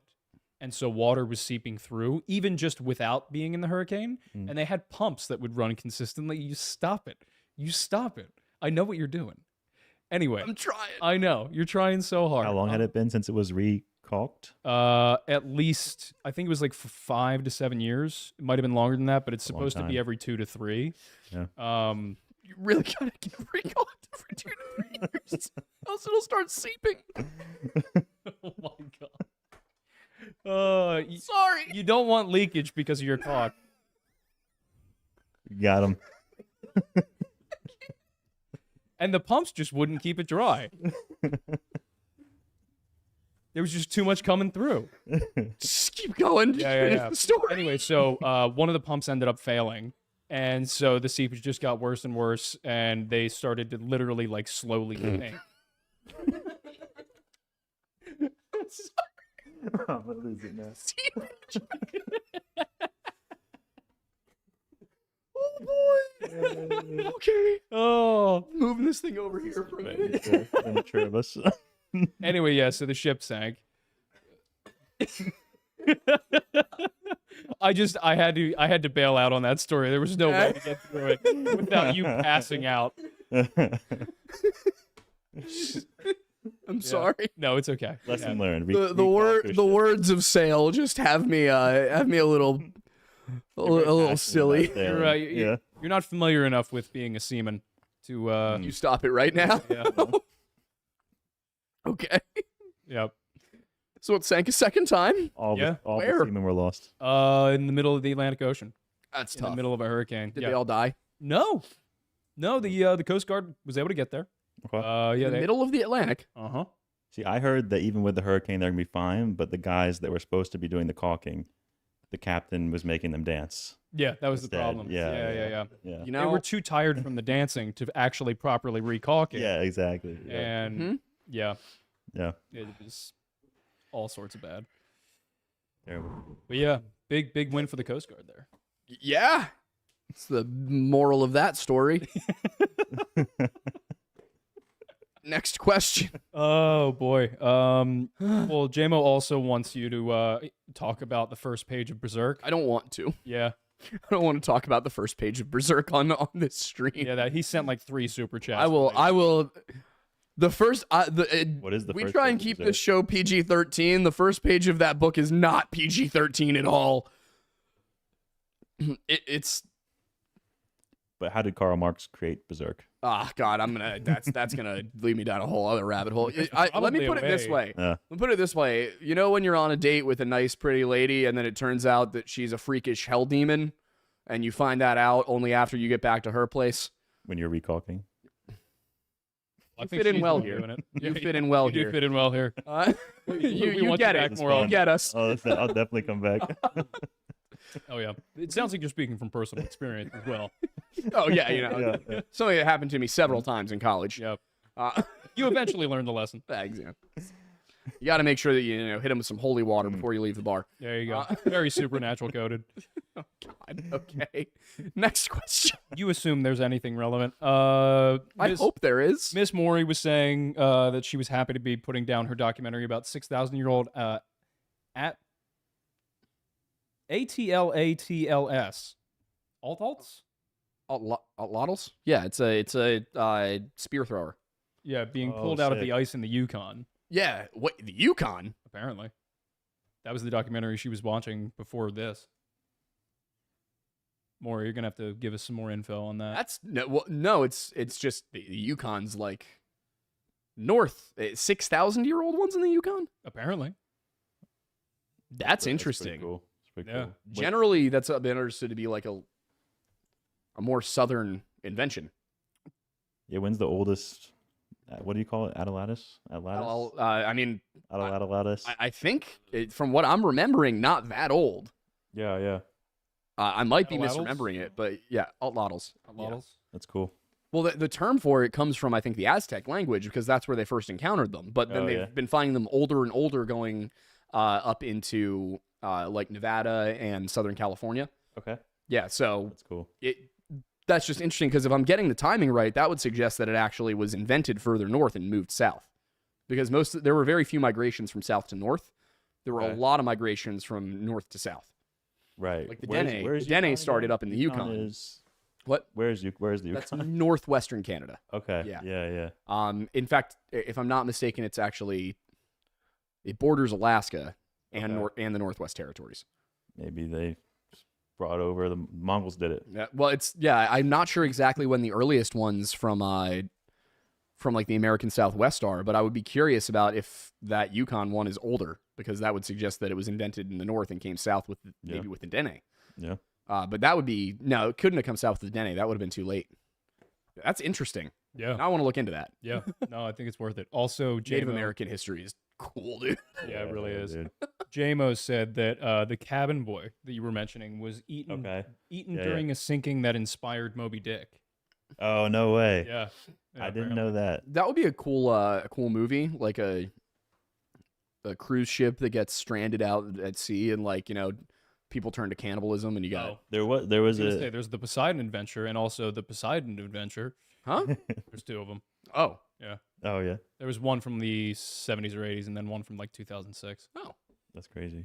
it's about a cruise ship. Yeah. Getting stranded. Yeah. Do people get eaten? capsizing? With a sperm whale? Anybody get eaten? Probably. That would be. I haven't seen them. See, that's the whole goal. Just people getting eaten on a cruise ship. There was know. there was this cabin boy there was like 3 I forget. So they must have been attacked by a sperm whale. I did not know this. But they get back to England, but they ate a dude. And then there's like a whole trial. How do you explain that? Exactly. and they admit to it, but there's this whole thing of like, do you try them or not? I think they get tried and convicted, but then the queen pardons them or something. Yeah, it's one of those things where it's like, Forget. I would kind of be like, did they kill the cabin boy is the main question. They did. Yeah. See, that I feel, this is one of those things where I'm like, either there really shouldn't be any punishment or it should be the death penalty. But he was not looking good. But he was a little sick. So if that's a mitigating factor, I don't know. Sure, he was. I'm just imagining it's true. It's a rowboat filled with like 18 guys that are all packed in with one another, and then all of a sudden somebody goes, and then all of them just in turn, and they're like, we have pulling out their cutlashes. Yeah. Yeah. I would just, my first comment to them would be, are you all that bad at fishing? Yeah, wasn't there a Mexican fisher who survived like a year at sea, just eating turtles? Yeah. I don't know, man. Dude probably vibed so hard that year. Yeah. Probably found As long as you himself. got water and you're vaguely capable of fishing, you're good. He probably did it on purpose. Yeah, probably. It's just, We've all had that thought. He was like, I just need a little siesta. I think a year at sea. Yeah. I mean, where else better to go? I guess if you're Mexican, That that was- was exactly vacation in Cancun. It's just kind of going next door. Good. I mean, it's the same as us going to like Sea Isle. That's true. That was Steve Bonnet, man. He was like, he owned, I think, like a plantation in Jamaica, and according to the book, at least, he said his wife nagged him a lot. So he raised a pirate crew and was like, I'm doing this now. And he didn't know anything about pirates. And then Blackbeard met him and was like, you suck at this guy. You should like that. You know, next time I hear a boomer make a "I hate my wife" joke, I'm gonna be like, "No, you don't. You're not Stephen Bonnet." Have you raised a pirate crew? Then you don't really, maybe reconcile. You're not that guy, pal. Yeah. Amanda, if I ever feel like I need a break from you, I'm just gonna go raise a pirate crew. Sound good? Yeah. right, If you start saying "R," get worried. Yeah. Yeah. If I start referring to you as matey, be worried. Yeah. The Castman 77. Oh, real quick before I say this, Kellen said he can't watch right now, but he's looking forward to rewatching. He's going to be really excited with how many nautical things occurred in this episode. We did talk about the ocean quite a bit. Yeah, we did. Yeah. Kellen is our resident Fed. He was in the Navy. Yeah, he's a submariner. Oh, he nice. Just recently retired. So Yeah, not sure what marinara has to do with it. Shout out. I don't know. It's a good sauce at least. It's a meatball sub in my opinion. Yeah, I guess the Navy's very Italian. I don't know. It should be. Anyway, so the Castman 777 for 500 yen is asking, what is the difference between Seljuk and the Ottoman Turks? It's mostly just dynasty and timing. I mean, the Ottomans are the Seljuks. I can't. This is one that I should really know a more concrete answer to, but it's kind of the same thing as the difference between like the Umayyad and Abbasid caliphates. It's like, you just had different ruling parties, so to speak, who were in charge. The Ottomans were later. They were a bit more sophisticated. They viewed the Romans as something to aspire to, while also viewing them as something to conquer. Yeah. The Seljuks didn't really want to change their way of life all that much. They were conquering for the sake of having the space and taking the cities and having the wealth, but they were never an established empire in the same way that the Ottomans would be. They tried to get there, but Right. Yeah. never succeeded. Fair enough. Kept getting just absolutely brutalized by the Crusaders and the Fatimids. Yeah, it's kind of crazy too. Like they were basically just kind of like a mercenary army of the Abbasid Caliph, and then they kind of just were like, actually, we run this stuff now, right? Yeah. Because you got to think about it. these are, because of the way history plays out, everyone forgets that all of these horse archer people came from the same spot. They all came from the area around the Black Sea and the Caspian Sea. All of these horseback riding cultures we hear about throughout history are from that Eurasian steppe. So you do get the Mongols and the Huns that come from a little bit east of there, but the Turks, the Persians, even the early Europeans all come from that spot, and they are all horseback riders. I gotta say, Crazy, right? the battle you were describing earlier, I was gonna bring it up, but I didn't want to like interrupt the flow of everything. Of the horseback riding archers versus the knights, and the knights just absolutely obliterated them. Very much reminded me of the Battle of 73 Easting. Yeah. It's also Rourke's Drift. Like all these different moments where it's just like superior technology is really all you need. Yeah. Doesn't matter how outnumbered you are. Yeah. It really is wild. The next one's from Mr. Dilo for $5 saying, hey, just popping in for a second to see when the next Weird Bible podcast comes out. Love you guys. Have a good day. Ask Wendigoon. Yeah. We're waiting on him for that one. Yeah. I know he's got a lot going on. So. Boy is busy. We do not pressure him at this Yeah. point. If it's gonna happen, it'll happen. It's now a show that's kind of just we do it when we can. Yeah. Yeah. We're no pressure, no problem. You guys kind of answered this already, but Foxo Gaming asked for $2. How realistic is Kingdom of Heaven? I think it does a decent job as far as Crusade movies and shows go. I think it's one of the better ones. Mm-hmm. The army scale is correct. The pace of battle looks right to me. Casualties are a little high in a lot of the battle scenes, which tends to happen with movies because it's boring to watch a battle where only 8 people die. But if you look at like medieval battles, they were smaller than Roman. The classical era battles were much larger, and we know this too. It's not even like just 1 million men fought here. Probably wasn't 1 million, but we go back and we look at it and we're like, well, we have the logistics records. We know what kind of a population they could support. Yeah, that was probably a 45,000 man army that fought there. Nuts. Yeah. So in the Middle Ages, army sizes, you rarely saw anything over 10,000 men on a battlefield. So what you're telling me is that the Battle of the Bastards is unrealistic. That happened, actually. It's actually a real event from history. Yeah. Oh, that was a documentary footage. Yeah. But yeah, so Kingdom of Heaven does a pretty good job. Casualties are a bit much at sometimes. I feel like... The siege at the end of the movie, he took some liberties. Yeah. I feel like I don't hate, but like they make up Balion's backstory, right? Yeah. They're like, he's this, like, he's that a is not who Balion bastard. Ibelin was. Yeah, it's just like he's just some random Castellan from some random area. Like, I don't know, but you need a protagonist, right? So. Yeah, they basically took a guy who was already a knight, and turned him into a blacksmith who had a dad. Yeah, it's kind of wild. He also never became a Templar. Oh. I'm just gonna say they turned the median 2001 U.S. voter into a crusader. Basically, yeah. Well, it's kind of interesting, honestly, because that just made me think, kind of on a meta scale. A lot of movies in like the 70s up until the 90s, the protagonists were frequently just kind of an everyman. Yeah, where it was just some random guy who like was pursuing something and then developed into like an amazing character. Even like, prime example, Indiana Jones, like, he was just a teacher archaeologist that kind of had to develop these skills. We didn't necessarily see that, but like there were a lot of stories where we did see that. Whereas nowadays, a lot of the protagonists are already like intense experts in their field. And they're like, marksmen who can hit a pistol shot from 300 yards away and in a coin in the same spot. Like it's kind of nuts how that's shifted. Yeah, I don't know why they do that. I think it's because you don't have to do as much backstory for the character. Yeah, I feel like I've heard like literal. I think that's in like screenwriting books too. Like people tell you like if your character does X, Y, Z as his career, you got to make him the best of this. So I feel like a lot of it is people reading the same like a more like formalized academic type of screenwriting where everybody like wants to. They think this is the best principle. If he does this, he has to be the best at it. Like that kind of stuff. So. Yeah. Personally, with a story, I'd much rather read about a character who's good at something but isn't the best, because it's no fun when they're always going to win. Yeah, 100%. Yeah, I like when the character can lose. Well, that's the fun part about watching movies, where you get to watch the characters figure things out for themselves. Yeah, like I mean, even something just because Indiana Jones is now in my mind, just the thing where he's like, I don't know, I'm making this up as I go.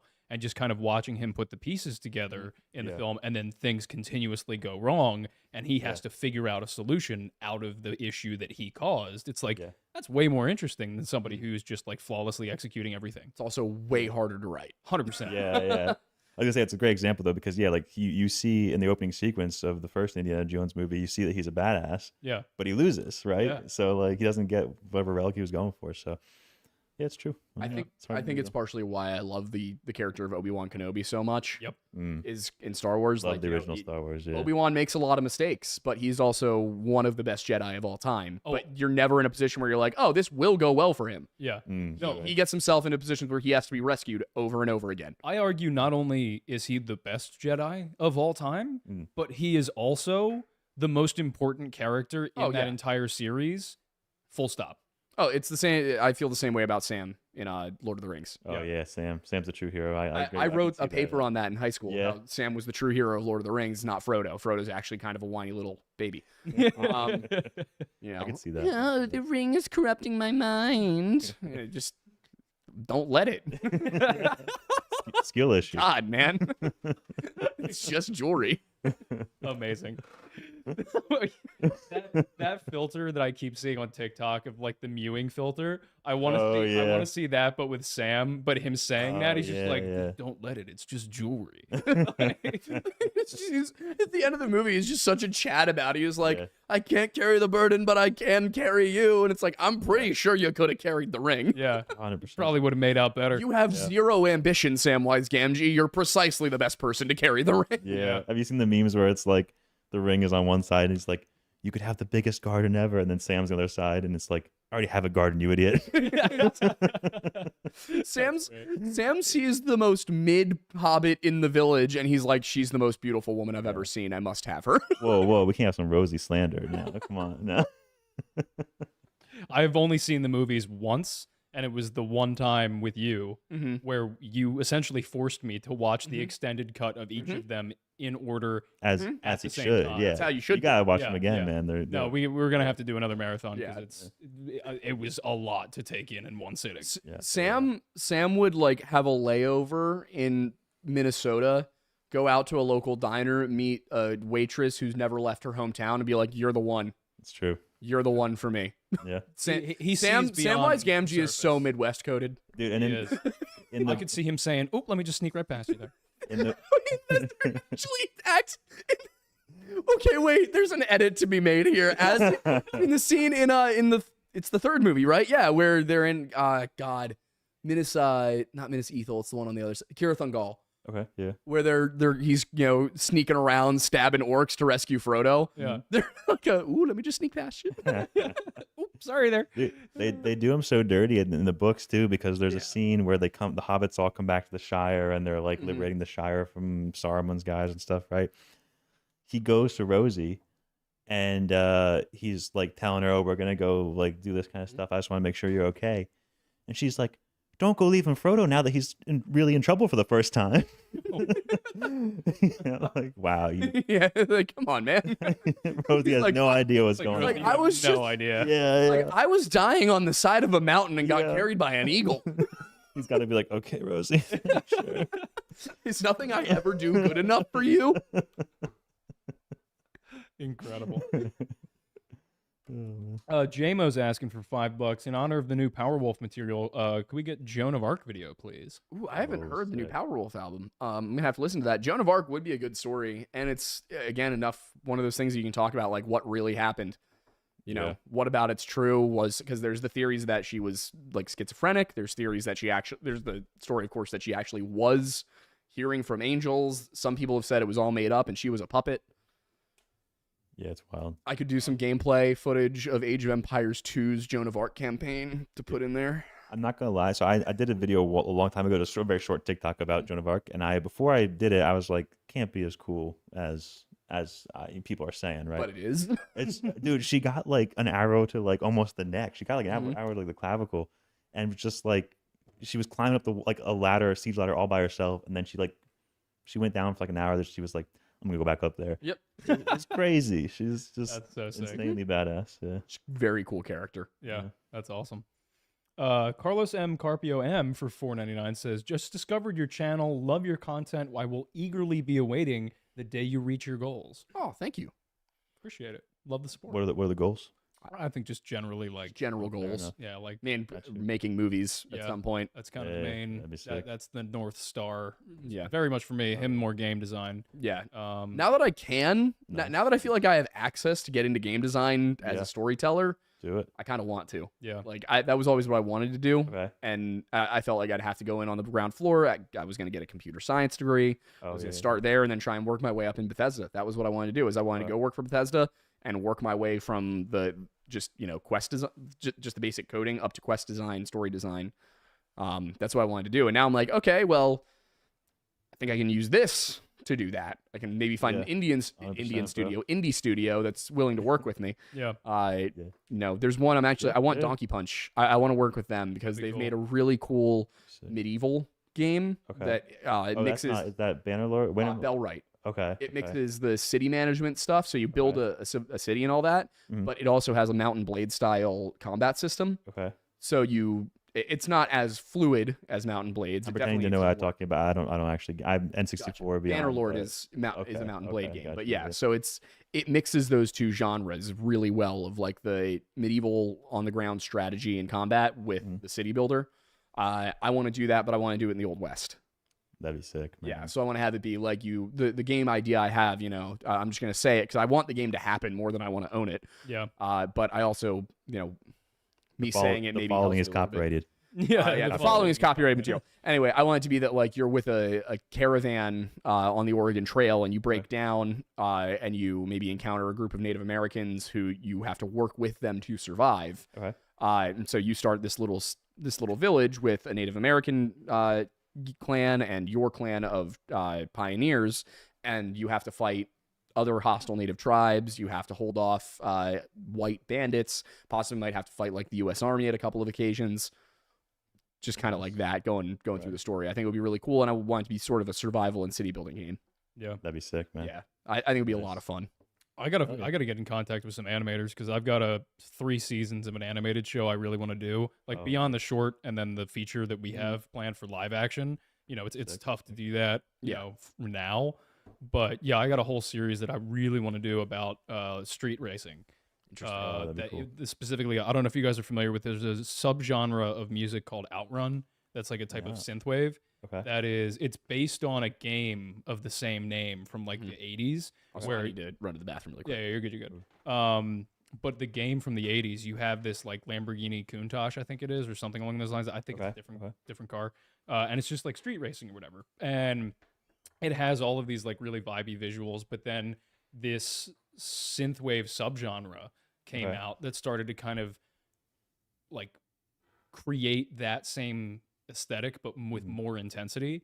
So it's like really dark like purples and like reds and blues and things like that, and it's these classic like 80s cars, and all of the music is really it's not dubsteppy, but it's just kind of this really like deep driving kind of techno music. And it's just like it's the kind of music that like if you had a really rough week and you just want to like hop in your car and go, you throw that onto the stereo and you just like beeline down the highway at legal speeds, of course. Of course. But yeah, and there are so many, because I'm a big car guy in way, shapes, and forms, and I love that aesthetic and style, and I would love to combine those things into a story about like a racer who, I mean, I could get into the whole plot or whatever. I've got 3 seasons outlined that I just haven't been able to do anything with. That's awesome. But yeah, so I guess that's a very long way to describe our. All right, shout out animators. We need some animators. Let me know if anybody knows anybody. I don't know if you're going to be able to answer this, but you might. I will answer exactly what this is all. Whatever I say is Aiden's opinion. Okay. And legally binding as well. Yeah. It's going to be a flawless execution of exactly what Mattis believes, and nobody will be able to challenge him on it. Castman777 for 500 yen again says, if Turkey is in Asia Minor, then how do the turkeys get to America for Thanksgiving? Do they fly there? That's an interesting paradox. And, Socrates was the first to say that. And no, but actually, he was also the first to say that's bunk. Yeah, I think there is I think it's the opposite, isn't it? Isn't like turkeys named after the bird? No. I think the bird is named after the country or something. All I know is that Istanbul was Constantinople, but now it's Istanbul, not Constantinople. Constantinople got the works. It did. It got the can. But that's nobody's business but the Turks. Yeah, I think there is something where the bird is named after the country or something, because they thought there was like a smaller version of a turkey that came from the East originally or something. I don't know the exact story. What were we talking about? I heard turkey. Yeah, Castman is asking, if Turkey is in Asia Minor, then how do the turkeys get to America for Thanksgiving? Do they fly there?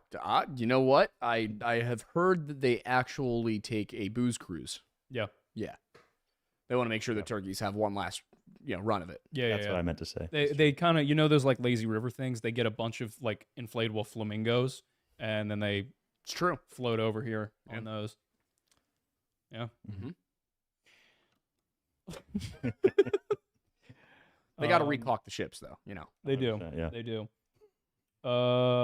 Jacket, member for 3 months, says, my mother knows the voice of the actor of Optimus Prime, Peter Cullen.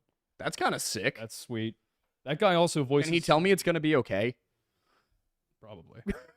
He also voices somebody in Invincible, which is cool. Really? But Great fun show. fact, Optimus Prime was actually written by Karl Marx. Oh god. Yes. Transformers is actually. Would Optimus Prime be a capitalist or a communist? Mm. Optimus Prime is. Would a he have supported the socialist, and then all USSR of or the United States? all of the Decepticons are capitalists, Yeah. and all of the Autobots are socialists. Based on when it was written, know I would this. think that it would be the other way around. You would think. You'd think. But think. who argues for the workers owning the means of production? It's got to be, I don't know, right? Yeah. Optimus Prime. Yeah. maybe. That's true. Yeah. Yeah. Was Megatron right? Incredible. Miss Maury said, "We're all 12-year-old boys. Say Yeah. talk again." Yeah. I think I know where that what section that was written Yeah. on Yeah. our the podcast. And then I'm glad that we're all 12-year-old boys, not just the three of us. and I don't then- know how old you are, Yeah. but as a 26-year-old, I feel young again. Yep, right. So, Feel like we should be playing on an Xbox 360 right now. Yeah. And she also said she's going to put the doc in the Discord. Perfect. And then the last one we have is from JMO for $2, asking me if I've seen Redline. I've seen clips. I like it. My take on that type of show would be drastically different. It would be a lot different cars, a lot different style. Essentially, think of it like Ford v Ferrari meets Blade Runner 2049 with pinches of Batman the Animated Series in terms of like artistic style, and obviously a little bit of drive. So Okay. That's Yeah. that's a combo right there. yeah. I've heard of some of those things. Ford v Ferrari with elements of Batman. Yeah. Well, so the reason why I say that is because Batman the Animated Series was the first show ever to. It was the first show ever. Yeah, it was. Period. Done. No, it was. Flip it, chat. Flip it. Also written by Karl Marx, surprisingly Exactly, enough. Yeah. Batman the Animated Series was the first animated show that all of their backgrounds Uh-huh. were painted on black paper and black canvas rather than white. Oh, And okay, so, if you, Inclusivity is important. exactly it is. But the whole reason they did that is because they wanted Gotham to feel really like Goth? intensively dark. Yeah, exactly. And it like theoretically you look at back, it's like, okay, they just painted on, black canvas. Okay, cool. Like whatever. But like at the time it was really revolutionary. And what it allowed them to do was it created an atmosphere where instead of like a typical, kind of painting backdrop or whatever, there were a lot of these, like, if you guys know Roger Deakins' style of lighting, it kind of emulated that before Deakins was really even doing that to the best of his ability. Yes, for even the recently. audience, though, what is that? So it's essentially it was really dramatic lighting throughout the entirety of this animated show, where it was like these pools of light, everything was like coming out of the shadows and things like that. It was really, really seamlessly well done and really well crafted. I mean, the show won Emmys. It was that well made. So I am blown away by the fact that for so much of film history, cartoons were actually hand drawn. yeah, Like Yeah. just the amount of work that went into creating a 20-minute long cartoon for TV. the craziest thing to me is whenever you freeze frame a hand drawn animation and you think about the fact that that artist had to concretely figure out the 12 frames per second that he or she needed to draw, Crazy. the weird figures that they had to turn these normal characters into, like the whole meme about Big Chungus. They had to figure out, oh, I need to draw this character like this if I want it to smoothly go from this position to that position. And figuring out how to Because do you don't that, you don't have the full Crazy. 24 no, that your eyes are seeing. no. But even then, it's like, in order to make this smooth motion, like if you've seen like even some of the stills of like SpongeBob, and like you see like Squidward's like weird like morphings, and it's like they don't have time to trial and error these No. frames. You have to just kind of bang these out. It's like, crazy. how do you learn to be able to make these weird like forms And the level all of these detail characters, that went and the into level a lot of of these it. details, yeah. But it all works so well. Like animation, I have so much respect for it because Yeah. everything in film takes a lot of work. in terms of props, set design, costumes, lighting, everything that happens, camera work. But when you take that and you remove all of the, people whose specialty that is, and then you have to then recreate everything from scratch, every single frame, it is shocking to me that animators have been able to do as amazing work as they have for as long as they have. It's incredible stuff. Did you say it was the last one? Yeah, it was the last. I think there was like one or two that were kind of like slammed in together. But yeah, there weren't a ton of super chats tonight. All right, that's fine. You guys don't love us. I'm kidding, by the way, about not loving us.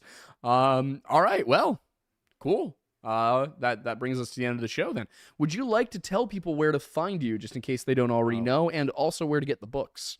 True. I am at Roman Helmet Guy on TikTok, Instagram, YouTube, wherever. I did give your YouTube in here. Okay, in the description. Thank you. Yeah.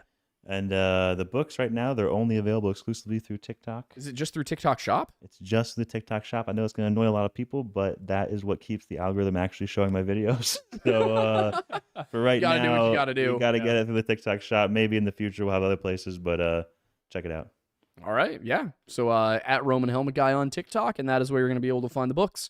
I'm excited that you're doing this. Like, genuinely, I'm not just trying to like gas you up about it. I think what you're doing is cool and important. Is it mostly going to be nonfiction stuff that you're going to be working with? It's going to be all nonfiction, history related, mostly contemporary sources. And we're hopefully going to have like 5 or 6 out this year, and then if TikTok doesn't get banned, I'll probably do a crap ton next year. We'll see. Nice, that's awesome. Yeah, if you ever want to do some Native American stuff, I have some ideas, by the way, like for really cool stuff to tackle, because that's just horrendously underserved in terms of in-print literature. Yeah, I'll tell you, I'll give a spoiler. I have an Inca one coming. Nice. And then I got one around the late 1600s coming. Perfect. But, nice. It's gonna be sick. All right. I'm excited.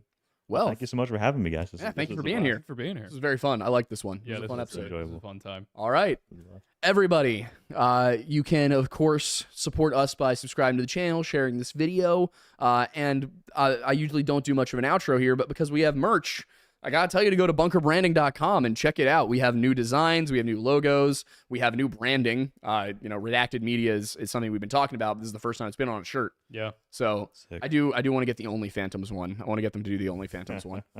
We got to have that. It's got, instead of the little lock, Amanda was wearing the shirt earlier. Instead of the lock that that logo has, it has a little ghost emoji. Nice. That was one of my favorite ones that I've done. Yeah. That and Pray Pal. Absolve your sins with Pray Pal. Hey. Yeah. Little Catholic indulgences joke. Yep. All right, everybody. Thank you for stopping by the Lore Lodge. I'll see you next time.